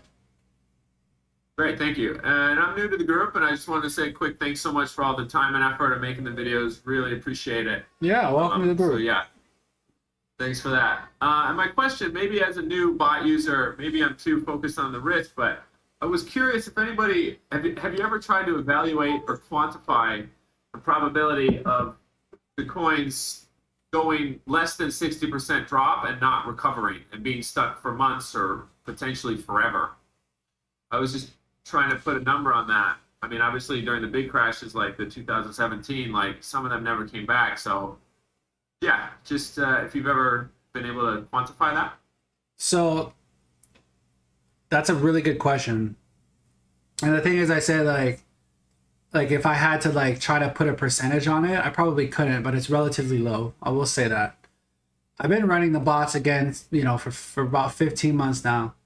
There's not a single bag that I've ever taken, and I had it, and like I think I had a deal get to 29 out of 30 safety orders, or excuse me, or 58% drop, right? Like I had that happen prior to, but on the May 19th, like there was I think four, no. I'm trying to remember. There were several deals that went 30 safety orders and technically beyond if I had more safety orders, right? But all of those deals came back. So like I'm not saying that like it would, you know what I'm saying? But like I haven't had for like firsthand experience for myself, as again, 15 months isn't like a ton of data, to be fair, because it's right. Like you to analyze something like that, you really want like years of data, you know, for it to be relevant or meaningful. But for myself, having been through, you know, that, I haven't had any like long term, you know, deals that like didn't close themselves, but like some have taken 2 months to close. Like I have had that happen, or like, you know, 6 weeks to close. Like that has happened. And then your capital's obviously tied up, you know. But yeah, I have no problem waiting a couple months. I mean, yeah, at least I'll accept that as a probability. But I'm thinking, you know, to but like I think forever, I suppose. I think it really depends as well. Like I try to steer people, and I'll give you a couple of things, but like I try to steer people into making sure that like you're not trading real like total garbage. You know what I mean? Like low cap, you know, like just low cap stuff that is like really high risk. If you're trading the majors for the most part, like I would say like you're a little bit safer in that regard. I hate to use the term safe in crypto because you're never safe, but like it's, you know, if you're trading the majors for the most part, like you're gonna have a better chance. And I can see Ribsy's literally, when he's pulling up your Syscoin, he's pulling up his Syscoin chart. Then like this right here is a beautiful, this is a beautiful example of what you don't want to trade. Okay, this is like a beautiful example. Syscoin versus Bitcoin, which again goes back to why I don't like trading Bitcoin pairs. So people ask, oh, if you trade Bitcoin, then you could accumulate more Bitcoin. Well, that's true. Well, then I would just trade Bitcoin like I do to accumulate more Bitcoin, right? Like I'm not going to use a bot to trade, which I have done before early on. And I'll tell you, it was a bad idea. I was trading Kava versus Bitcoin, and Kava was ripping hard. And like, I had to like really be patient with that one. And you know, but like, again, I don't like trading. I prefer when I'm doing bots. I love USD pairs, USDT pairs, anything stablecoin paired. I do not like trading versus Bitcoin earlier because you're adding a lot of volatility. Like you're adding more like to the equation. In my opinion, I don't like that's my personal opinion. But just wish I keep my investment pool in Bitcoin rather than USD though. So yeah, I mean that's the thing. So like if you wanted to trade Bitcoin pairs again, like the point is Syscoin versus like I would not trade Syscoin. I would trade something else, like something that's like something that's gonna be able to like, you know, maybe like keep a bit of pace, or something that is clearly outperforming Bitcoin over the long term. Was like there are a few, so like Link comes to mind. Now that's not the case now, but if you look at the Link chart, like for a very pretty like decent extended amount of time, like Link did relatively well versus Bitcoin. So like things that are really strong, like, and this is why I encourage people to chart versus Bitcoin, because you want to know, is the asset you're trading outperforming like the index? Like, is it outperforming Bitcoin, like the king, right? Like if it's not, then just trade Bitcoin. That's the whole purpose, right? But you know, again, if you're charting, if you're looking at a chart and something is really outperforming Bitcoin, and this is not something that I would look at on like, you know, the last week or the last month, like something that has legit decent amount of price action history, and it's outperforming Bitcoin, then you could trade that. You know, you want to put a bot on that, go ahead. Like that's probably a little bit safer. But I mean, look at that run. So he's on the Chainlink chart. Like that's a pretty good run. Like going back, you know, like if you zoom back, you see that? Like that's outperforming. You see what I'm talking about? So from when Link debuted all the way up until that high, I mean, like it had an incredibly strong chart versus Bitcoin. Like that's what you want to see. This is a perfect example. This is a great example. So Solana versus, I mean, look at that, right? Incredibly, like pretty well. Obviously, like, I mean, you know, I guess, what is it, September 2020? I mean, there was like a period where it didn't do very well. But again, overall, so Cardano, not like, I know people might give me crap about it, but like, and I mean, so like right now, the chart looks really good. You know, like that's pretty good. But before that, that's just not, like, I'll tell you this, like, you know, hardly making it. yeah. So like from the USD perspective, so go back to the Bitcoin chart. I mean, that's really the one that matters. In my opinion, people are gonna fight me over that maybe, but like zoom out. Like that's how so like, now I'll tell you, it looks, I mean, it looks like pretty decent right now, right? But going back from 2018, like, has Cardano outperformed Bitcoin? Like, you know what I'm saying? No, it's nowhere near making a new all-time high. So it's like, it's garbage, you know? Like, you're better off just being in Bitcoin.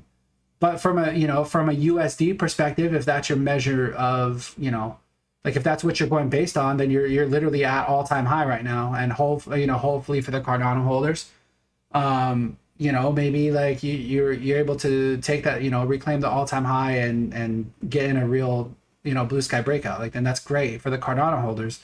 But again, looking at the 88 Bitcoin chart, it's like you're nowhere near your all-time high.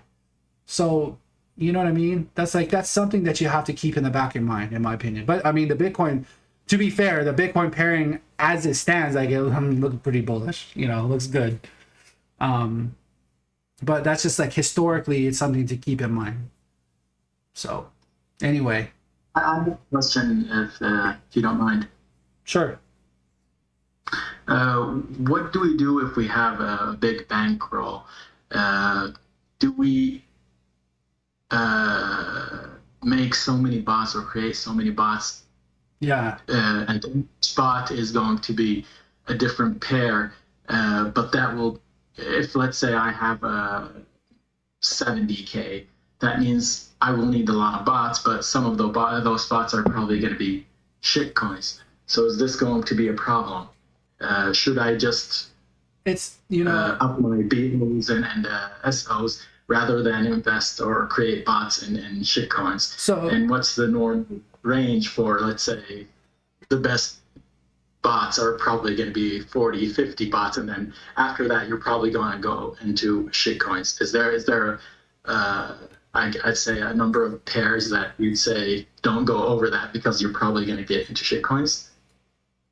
That's a really good question. So it comes down, like, that's another thing that kind of comes down to personal preference a little bit.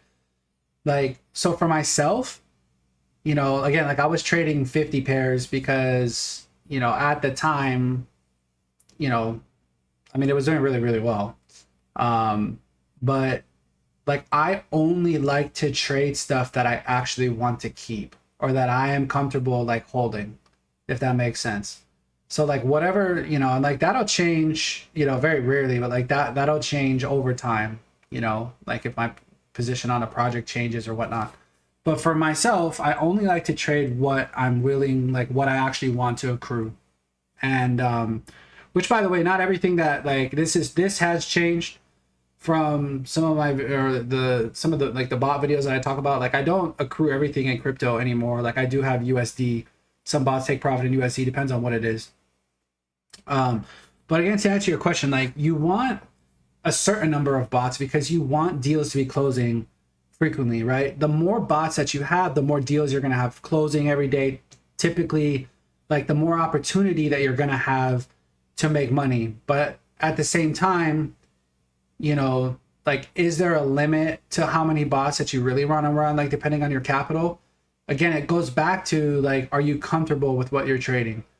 And I think, like, if you get to the point where you're looking at, it's like, if I add any more bots, like, then I'm going to be trading, like, quote unquote shit coins, right? That's like stuff that, like, I'm just going to be adding just to, like, add more bots, but I don't really, like, want to be trading these. Then when you get to that point, it's probably better to increase your base order, safety orders, and stuff you actually want to trade. If that makes sense. Like that's my opinion on that. So like there's a limit. Like there's like I don't think anybody needs to be using 100 bots. Like I think that's not necessary. You know, I think like 50 is a lot. Like anything above 50 is just like that's just a lot. That's a lot of, you know, like I think you're well exposed at that point. And like if you're able to fund that many, you know, and like you're comfortable with the risk, then like for the ones that you know are either top performers or, you know, again, projects that maybe you feel more comfortable holding, like that you want to accrue up your base order, safety orders on those. But like that's just so. One of the guys on Discord just suggested something that instead of upping your BOs and SOs, just create another bot. Yeah. With the same settings. Yeah. Because they said it'd be easier to save that bot and if there was a crash. Is that something that you agree with? I think like if you have, you know, I don't know how I feel about that. I mean, I think it's fine. It makes sense. It has worked for some. Yeah, no, I mean, like, especially if you're starting them at different times, like, you know what I mean? Like, you're, you know, like, it's, you know, I get that. It makes sense. And I mean, I would agree with that. For myself, I don't care enough. To be perfectly honest, I don't care, like, enough to worry about that. But yeah, like, that does make sense. And like, so if you wanted to, so instead of like doing your, you know, increasing your base order safety, I mean, sure, like you could start a duplicate bot, which I actually do have some duplicate bots, but they're different settings. So like they're, you know, but that's not the same thing. But they use similar funds, but they're actually different settings. And I've been testing these for the last month or so, month or 2 months. But I could agree, and Ribsy, I'll let you chime in here. But like I could agree with that. Like if that's something that, you know, if you wanted to split your capital and have smaller bots and like try to manage the smaller, you know, I could agree with that. But for myself, I wouldn't bother myself. But that's personal, again, like personal preference. I don't care enough to, you know, like you know, yeah, I'll leave it at that. Go ahead, Ribsy. Okay. For me, basically, if you double in on the bots, you're basically doubling your risk on that coin.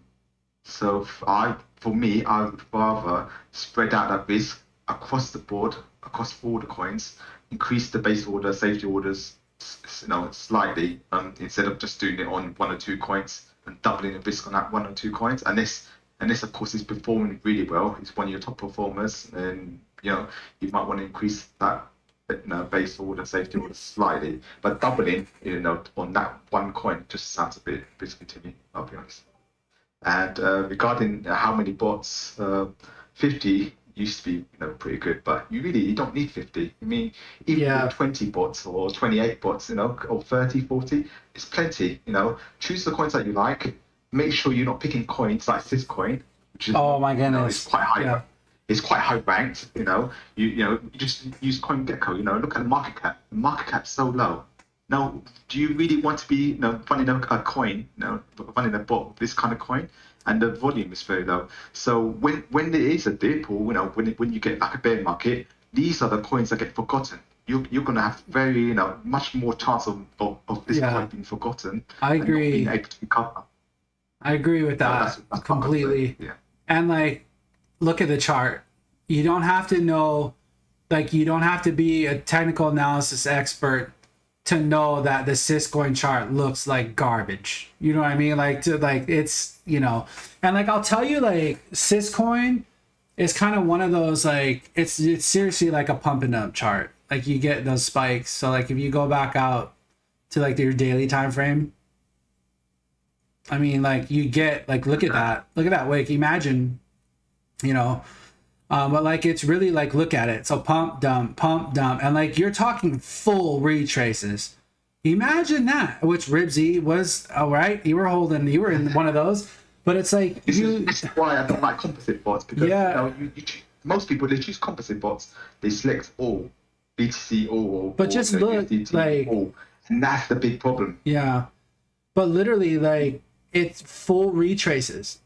And if you get stuck in something like Syscoin versus Bitcoin, and your bot buys it near the top, and you experience a full retrace, and it goes back to the floor, I mean, you're screwed for the most part, unless you're just willing to wait it out because you know that Syscoin is a pump and dump, and you might be waiting 6 months or longer for that pump inevitable, like the pump probably going to come around. Looking at historically, if you go back to looking at Dogecoin, like Dogecoin, like was very, very much like that pump dump, and then obviously we got a lot of, so like look at the Bitcoin pairing.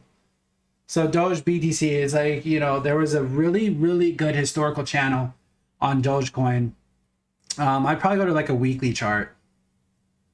You're probably gonna see better. So it's kind of like hard to see the resolution, but like, look at that. You see, pump dump, pump dump, pump dump. Look, that's the definition of a pump and dump over and over and over again. But the beautiful thing about Dogecoin, and what I love about Dogecoin, is when it comes to that 20 sat floor, load your orders, right? Like that's what I loved about Dogecoin before too many people got all interested. Now it's blown up and all that, and now like the glory days, like old school trading Dogecoin, are over, because like, so it's literally what he's highlighting. When it comes down to like 20 sats, you like limited in big 20, and you're like 20 sats, 19 sats, 8 sats. I will literally ladder in as much as it would let me, and you trade it like that's a good 2, 3, 4x all day long. But it's like patient. I mean, I traded the Bitcoin pairing, and they probably didn't add, like they didn't have USDT pair. Oh, I see. Okay, there's, and like, well, because it's so small, you need to like fix your, you need to get rid of all this. Anyway, like the point is, I mean, so like Dogecoin is so, that was like, man, that gets me excited just remembering that. Like, I made a lot of money trading Doge, but the point is though, pump and dump, that's the kind of chart though that you don't want to bot, because if you catch the high, then you're screwed. Then you're literally stuck. You either take your L, or you better have a lot of patience for that one, because like who knows how long it could take, if ever, like to get out of those deals. So like that's something that like you should be aware of. And like if there's like, when it comes to trading bots and picking altcoins, right? If they like, I feel like what you just saw and like walking through that is like incredibly useful, really helpful. So please be careful. Like if you go and see a chart like you just saw when you saw Dogecoin pumping down, right? Like, oh, like you have the massive spike up, full retrace, massive spike up, full retrace. Or the Syscoin Bitcoin pairing, same thing. Big spike up, full retrace to the floor. You don't want to be like, when you see a chart like that, walk away, because odds of you eventually getting caught.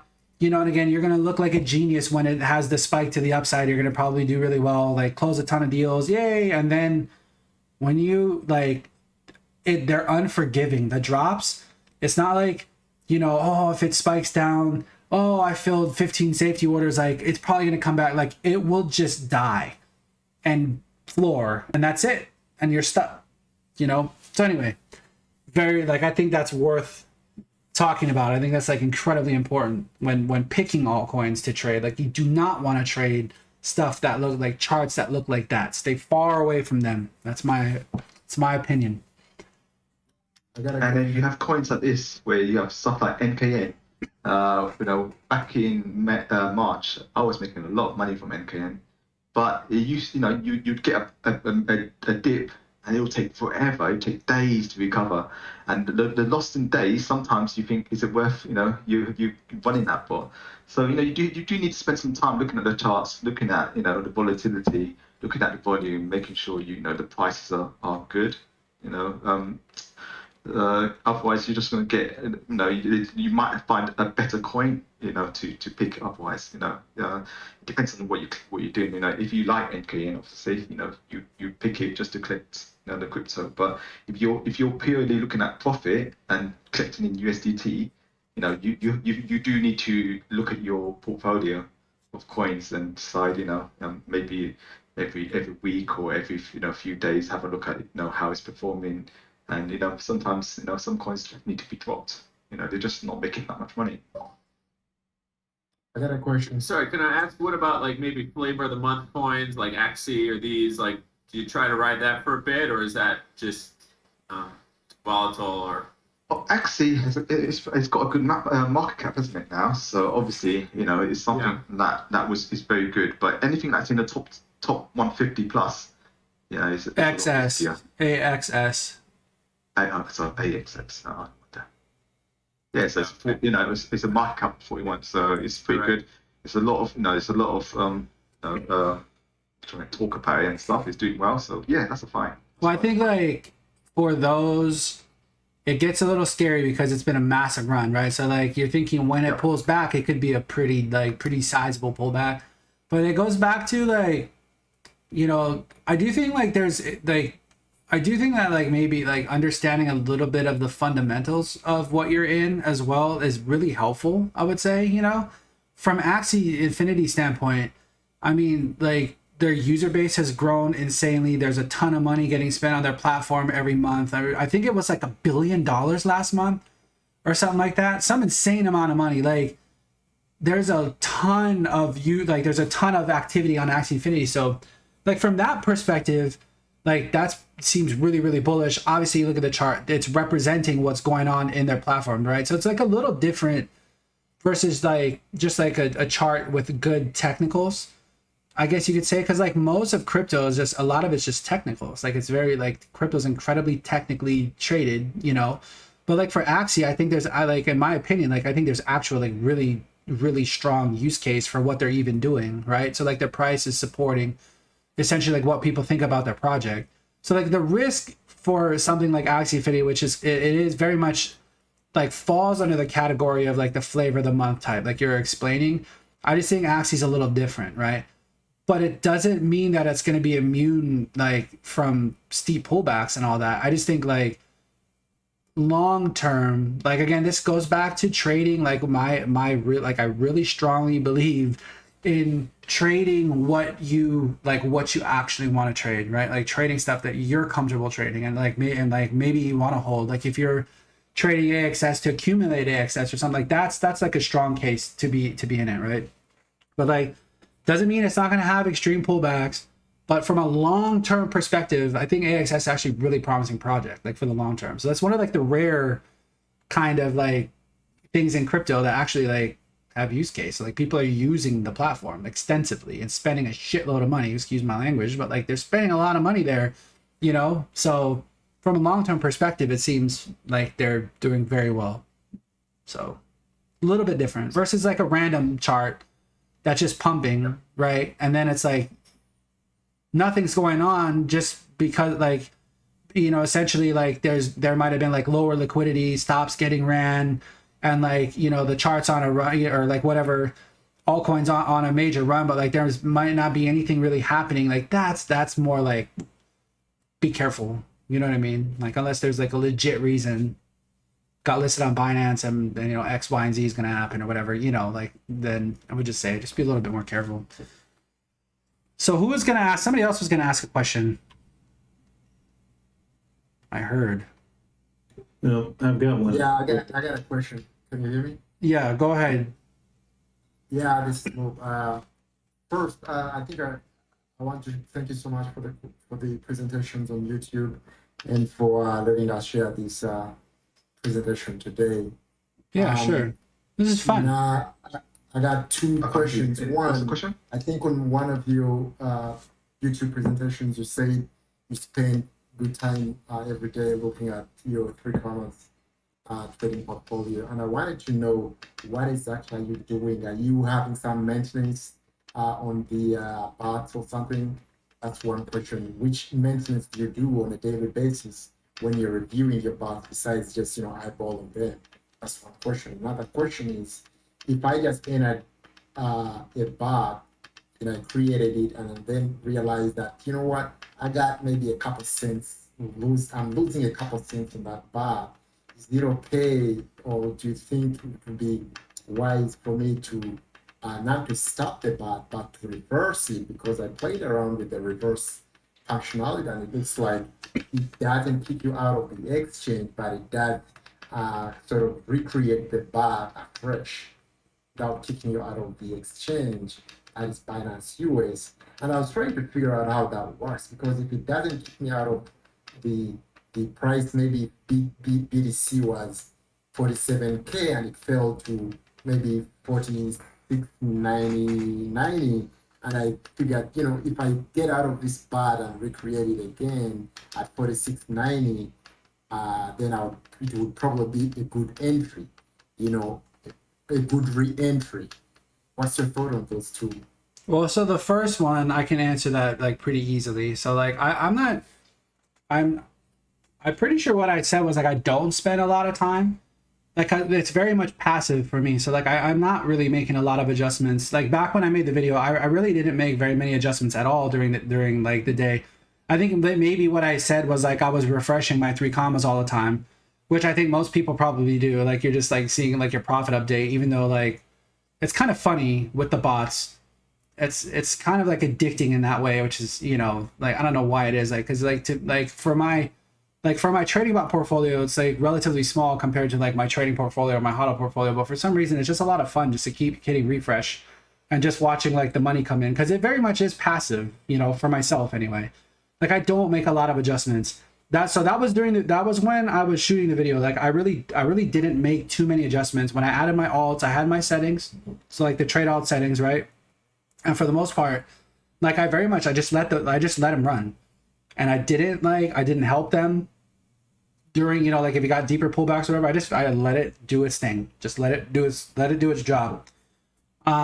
Lately, a little bit different, because I am running some leverage bots, so those are a little bit different. Like those are ones that, again, like I'm not like spending a bunch of time. It's maybe like 5 minutes here and there, like making little adjustments.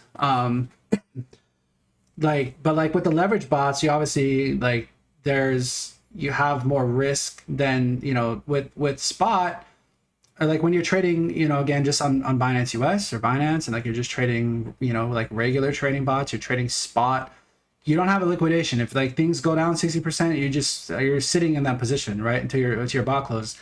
Like when you're trading on leverage, like you have to worry about like a couple different, like you have to worry about funding, you have to worry about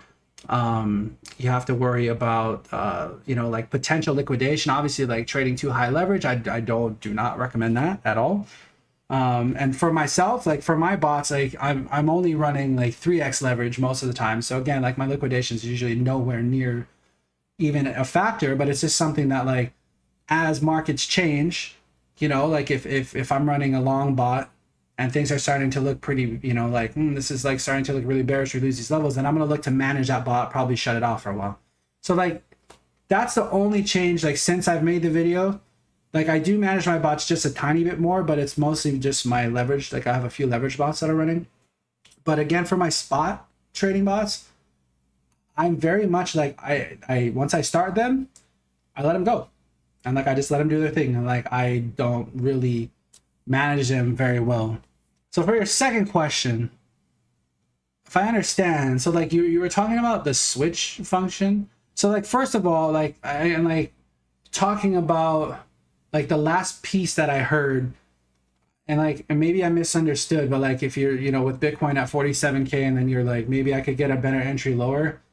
And like, so like, if I understood correctly, you're kind of asking if like, you think it's a good idea to like get out of your bot, like close your bot and like try to like let it drop and then start your bot over. Like if you're running like the DCA, like the dollar cost average bots that like I talk about, in like in the 3 comma series that I did, like I definitely would not do that. Like I would just let it go. Essentially, like you're letting your, you wherever your bot is, you get your order, your base order in, and if price does come down to 46.9, something like that, and you're able to fill another safety order too, then great. Like that's like you just want to let it do its thing, essentially. Like I wouldn't try to like like reverse the bot and go short, or like try to like market sell and lose, even if you lose a few pennies, like I wouldn't bother like trying to market sell and then because you think like price might go down, because it might not. You know what I mean? Like, so that's like for myself, I would like once, you know, especially again, if I'm just trading spot and I'm not trading leverage, I'm not trading on Binance futures, something like that. Like, I very much set it and forget it and let it go. And if the bot's performing poorly though, like over the long term, right, then I'll stop it and start something else. Like, yeah, but like I don't ever lose money on my deals. And I think that's one really important thing like that I try to stress, and that's really difficult. And it's not like, people have to understand, like everybody has different risk management, obviously, like, right, people have different perspectives, and like it's their own finances, so you're going to manage it however you think is important. But for myself, like I've said this a bunch of times, like once I set the bot, I let it go. And like May 19th, a little bit different. Obviously there was a lot going on around then, but I didn't close. Like the only bots that I stopped were bots that I chose to shut off after the take profit was hit. So I didn't lose anything. Like they still hit their profit. And like even on May 19th, if you remember, for those of you who were around like trading that day, like we got like a massive bounce. So when 29K did get hit, right, it was like 29.9 or 29.8 or something like that. When that happened, like you got a massive bounce after that like took, you know, a lot of deals back out of profit. I mean, it was a huge bounce. So like, again,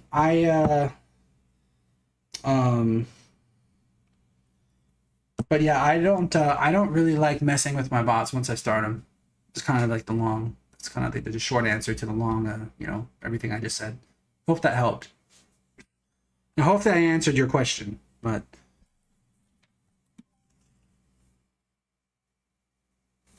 does anybody else have? Yes, thank you so much. Yep, not a problem.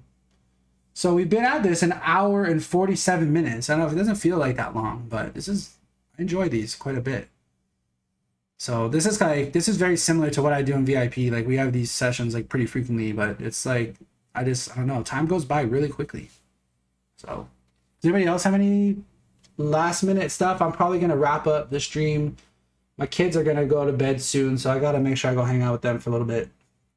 But I probably got like 5 or 10 minutes left if anybody has any last minute questions. I had a quick one. At one point you were recommending people in one of your videos. I came in a few months after. You're recommending people check out FTX US, and then like 2 videos later, you are pretty much warning people against it. It was the next video, yeah. What happened there? Well, I mean, it's pretty simple. So like in video 5, I was talking about like the different exchanges, and FTX US, like the only thing about FTX US that was like questionable to me was they don't have very many trading pairs.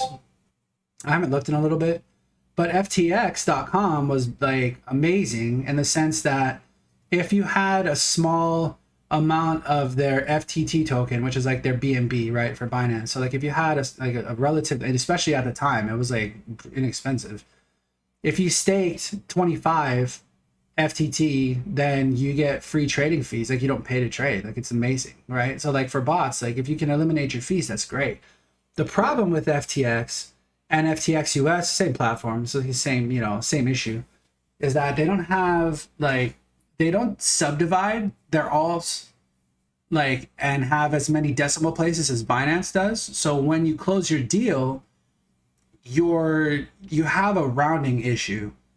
And what happens, and like, so there's 2 issues. So like one of them is the rounding issue, which causes you to, so like if you're trading any altcoin versus USD, for example, you get a size, I mean, in comparison to Binance and Binance US, like the Binance platforms, you get like a pretty sizable loss in USD, right?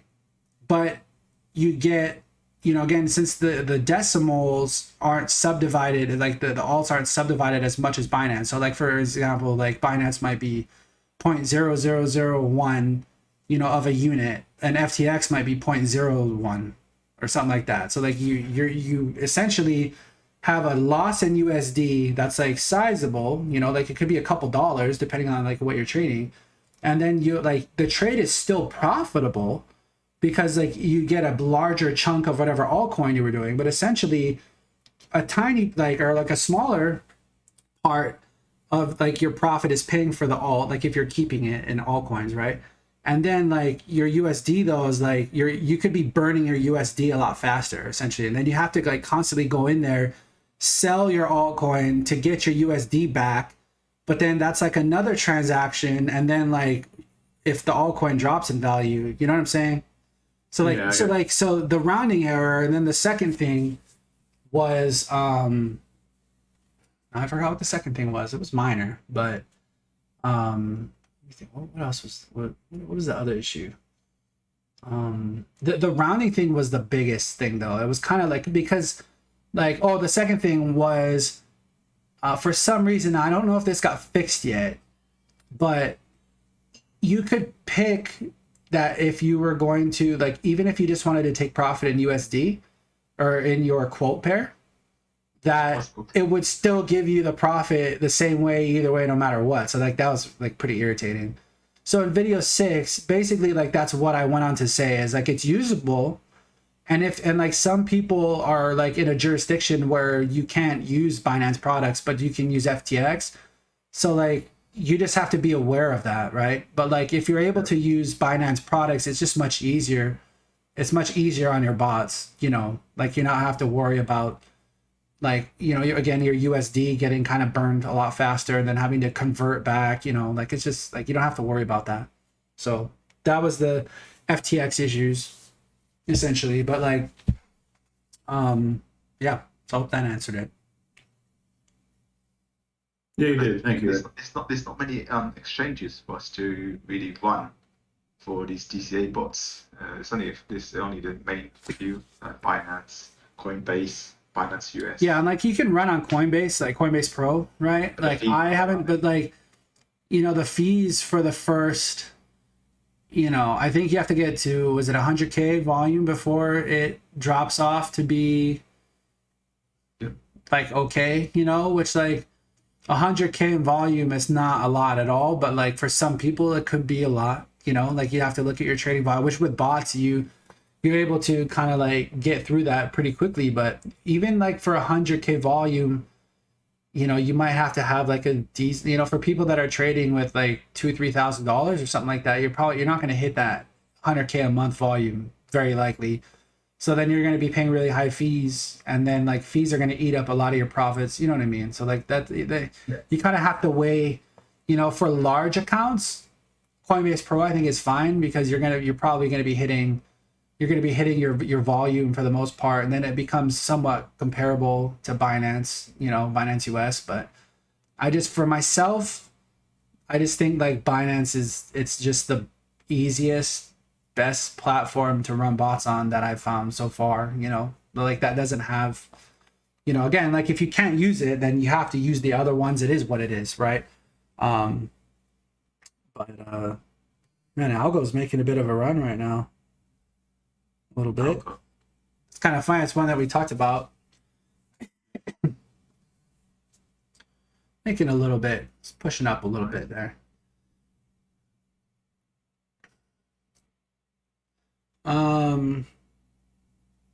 Any other questions, everyone? Yeah, any more? I got a couple more minutes probably. Yeah, I was just wondering if TA and Ribsy, if you guys had your most current bot settings listed somewhere. Ribsy actually has every bot he has listed in VIP.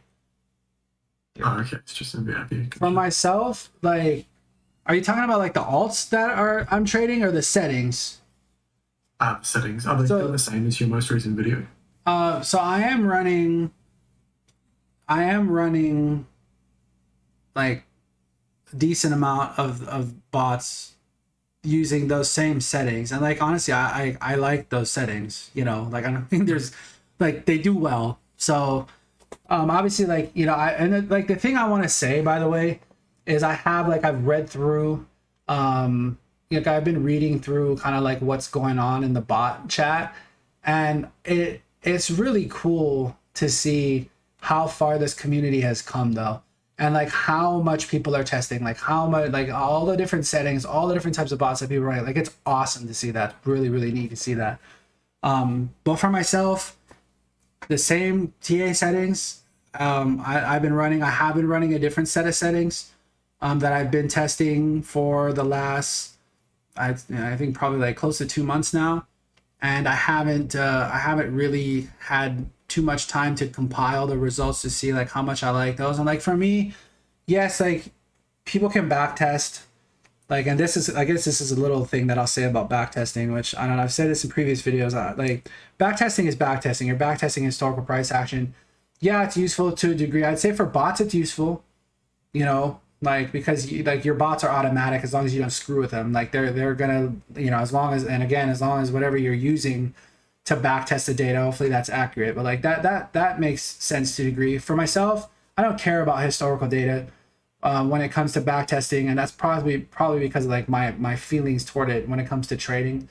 But again, with bots, they're automatic. They trade with or without you. They're emotionless, you know. So like they're gonna take every single trade with whatever parameters you set. So that's like, so I would say again, backtesting a little bit more relevant for bots.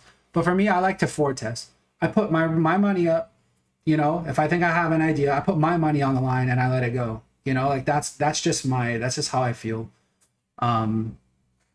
But anyway, so like I am testing some different settings. They're a little bit more aggressive type settings, but I'm just, you know, I don't have a problem with my original settings that are in the video though at all. Now my leverage bots though, they're a lot different. The settings are a lot different. And like the leverage bots, they've, you know, I would definitely say like the leverage bots, I wouldn't run those unless you have experience, because you want to be able to make sure that you're able to manage those, because it's not something, leverage bots are not set it and forget it. That's not going to happen. Like, not like, that's a good way to lose money. So like they're a little different, right?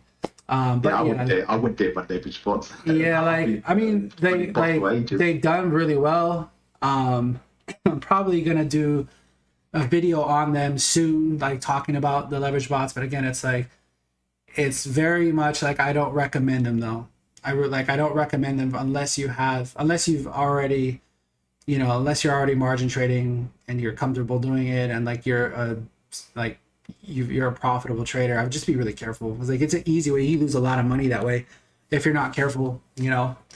But yeah, to like, again, another really long answer to an easy answer or easy question, but like I'm still very comfortable with my original settings, and I do run them on quite a few bots. So I don't, you know, that's just my opinion. But yeah, I mean the standard settings literally work for, you know, they just literally work, you know. It's just tweaking at the end of the day, you know, how much you want to tweak your base order, safety order by. Yeah. I'm pretty much running a similar kind of sense, slight tweaks, you know, just the base order, safety order ratio is slightly different, but apart from that, everything else is the same. I do different as well, isn't it? I've reduced that. 1.25. I used to have 1.5, and that used to be really good, but with my paper tests over the last few months, I found 1.25 was a bit better. Yeah, and I run, like, on my alts, I run 1.25 as well, but like there are certain environments to be in though where a larger take profit will yield better results, you know. Like, like I would completely agree with that. So like, if, you know, the market looks really good, then you're running a 3% take profit. There's not a problem with that. The only, I mean, obviously, like, you know, it depends the type of price action that's happening, because sometimes if you have a smaller take profit, you can get in and out of deals faster, you know. So like if something's trending really strongly, the only thing is if you have like a 3% take profit, like you're only gonna, like, you might only fill your base order and then you have to wait and you're not filling anything else, you know. But I would say for the most part, like, depending on the environment, like if it's a really strong environment, like taking, you know, using higher take profit percentages, like it sometimes will yield you better results. Or if you really like, and this goes back to like, this starts to be micromanaging a little bit, but if you fill a lot of safety orders, it's like, unless you're like really worried about getting your capital back, you know, And this definitely helps if you have a bit of like technical analysis experience to be able to look at a chart, right? And like, and try to find your support resistance levels and whatnot to see like how, like, you know, like what potential levels like price could come back to. But if you feel like, if I have a big, you know, and like I do this pretty often with my leverage bots, because I'm obviously staring at a chart all day long, you know what I mean? Like I'm well aware of the levels. But like if you have one that fills a lot, then I will adjust to take profit. So like my ETH leverage bot earlier, I think it filled like 20 something safety orders, something like that. It was like a decent, like it was like a decent position for the bot. So I actually changed it. It was set, I think it was set at whatever it's preset to, but like I changed it to 2.5%. Because like, and like it came back and took it out, you know? So like I made a lot more money than if I had just left my original ones. Like, again, it's not that like I want to tell people to micromanage their bots, but like if you feel like, if you have a bot that fills a sizable amount of safety orders and you're comfortable with, you know, like you're not panicking and trying to get your money back as soon as possible, like it's okay to make an adjustment on that. Because like if you have a sizable position on that bot that's built up, right? If you increase your take profit percentage or some, you know, like, again, it helps to have a little bit of technical analysis experience, but like if you increase your take profit percentage even just a little bit, like it can make big differences in the amount of profit that you end up with, obviously, right?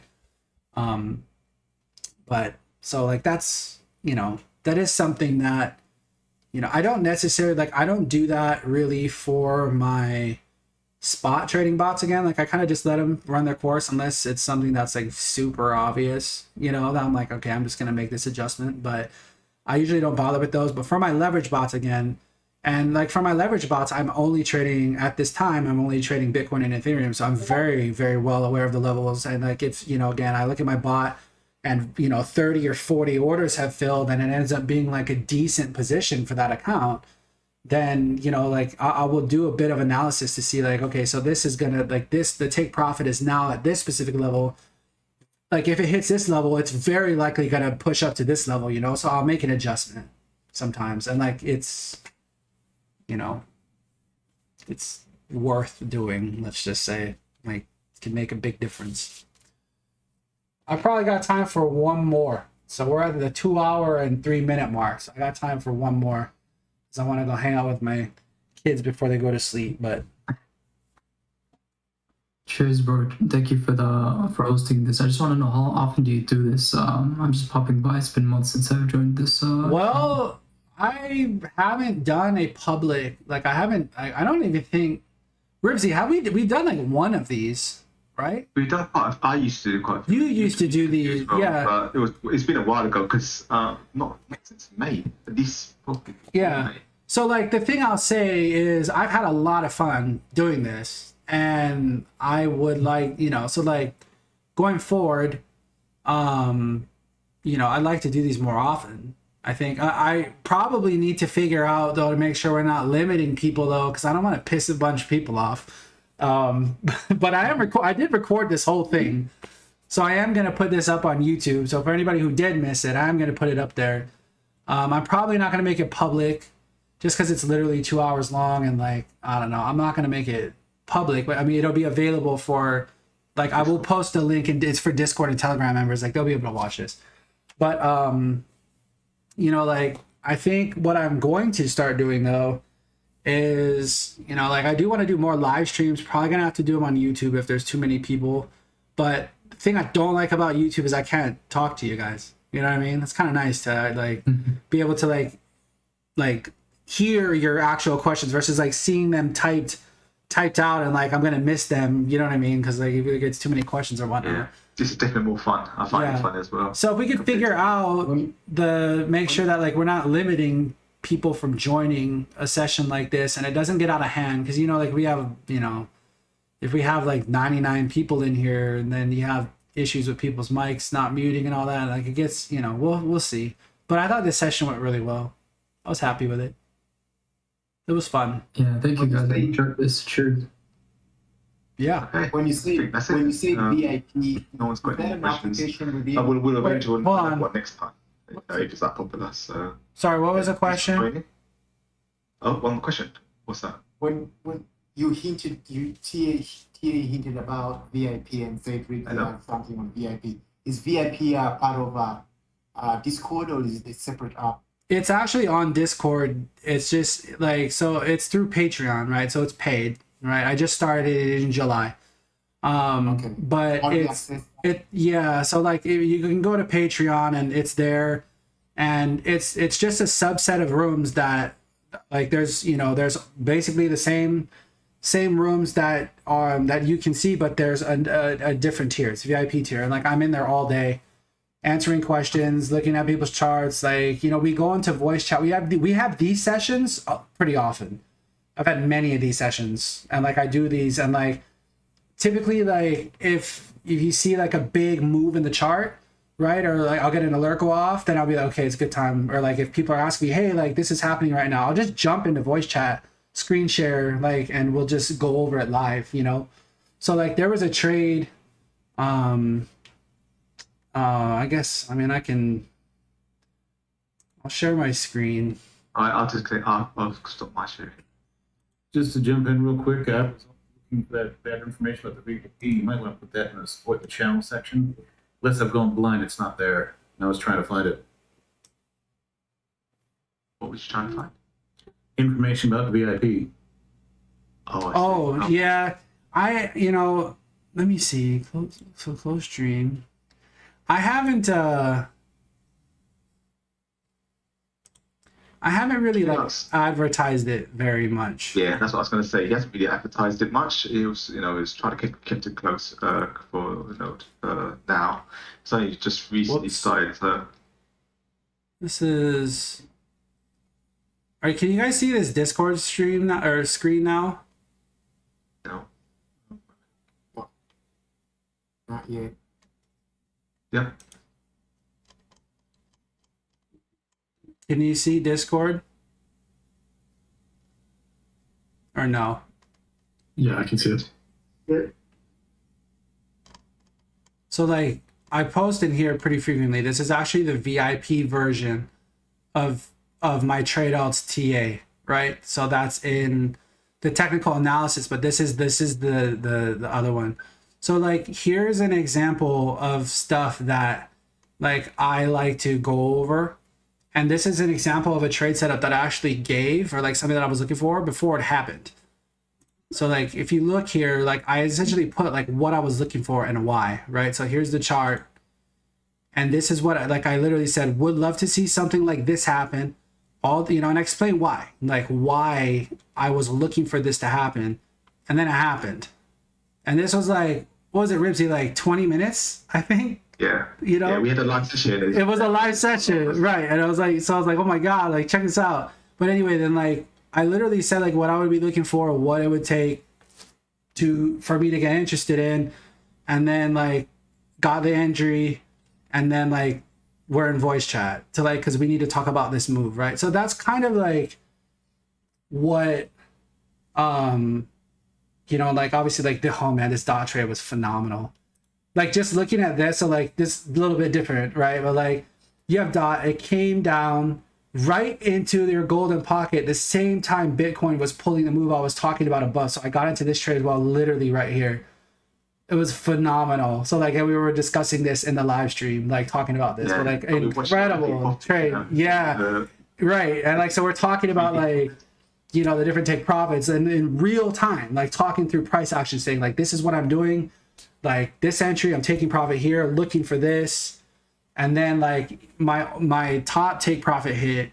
So right here, 46,914 value highest hit from trade outs TA. This is what I actually shared in the public room, and then like it was an amazing trade. But the point is like this is, and like I want to be clear though, it's not like I'm not like a signals group. I don't want to become that, right? So like this, like I obviously posted the trade with setup, what I was looking for, but I explained why.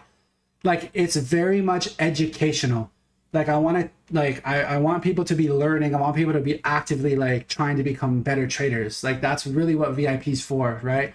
And like obviously like we have a bot room, like we'll talk about whatever it is people that like want to talk about that's of interest. But like it is, there's a lot of education that happens. There's a lot of like there's videos in there that aren't public, you know, like there's a lot of live streams that aren't like public, and I don't even talk about them, you know, like it's but it's a lot of fun. Like we do, you know, now I'm kind of advertising for VIP, like but like I just wanted to tell you like what we do in here. Like this is what we do, and it's very like, I think it's, you know, again, like pretty educational. It's definitely education focused. Like I think that's really important. But anyway. Yeah, it's brilliant. It is brilliant. You know, you can ask other people, the other VIPs that are. Well, I think like what I'm like, what I'm most proud of like so far, which I haven't really like talked about, is that like, and Ribsy, you know, like, cause you're in there. But like the level of charting is like insane for like a short amount of time. Like people really like have become like, you know, like people are really upping their technical analysis skills like quite a bit. Like I'm actually really happy about that.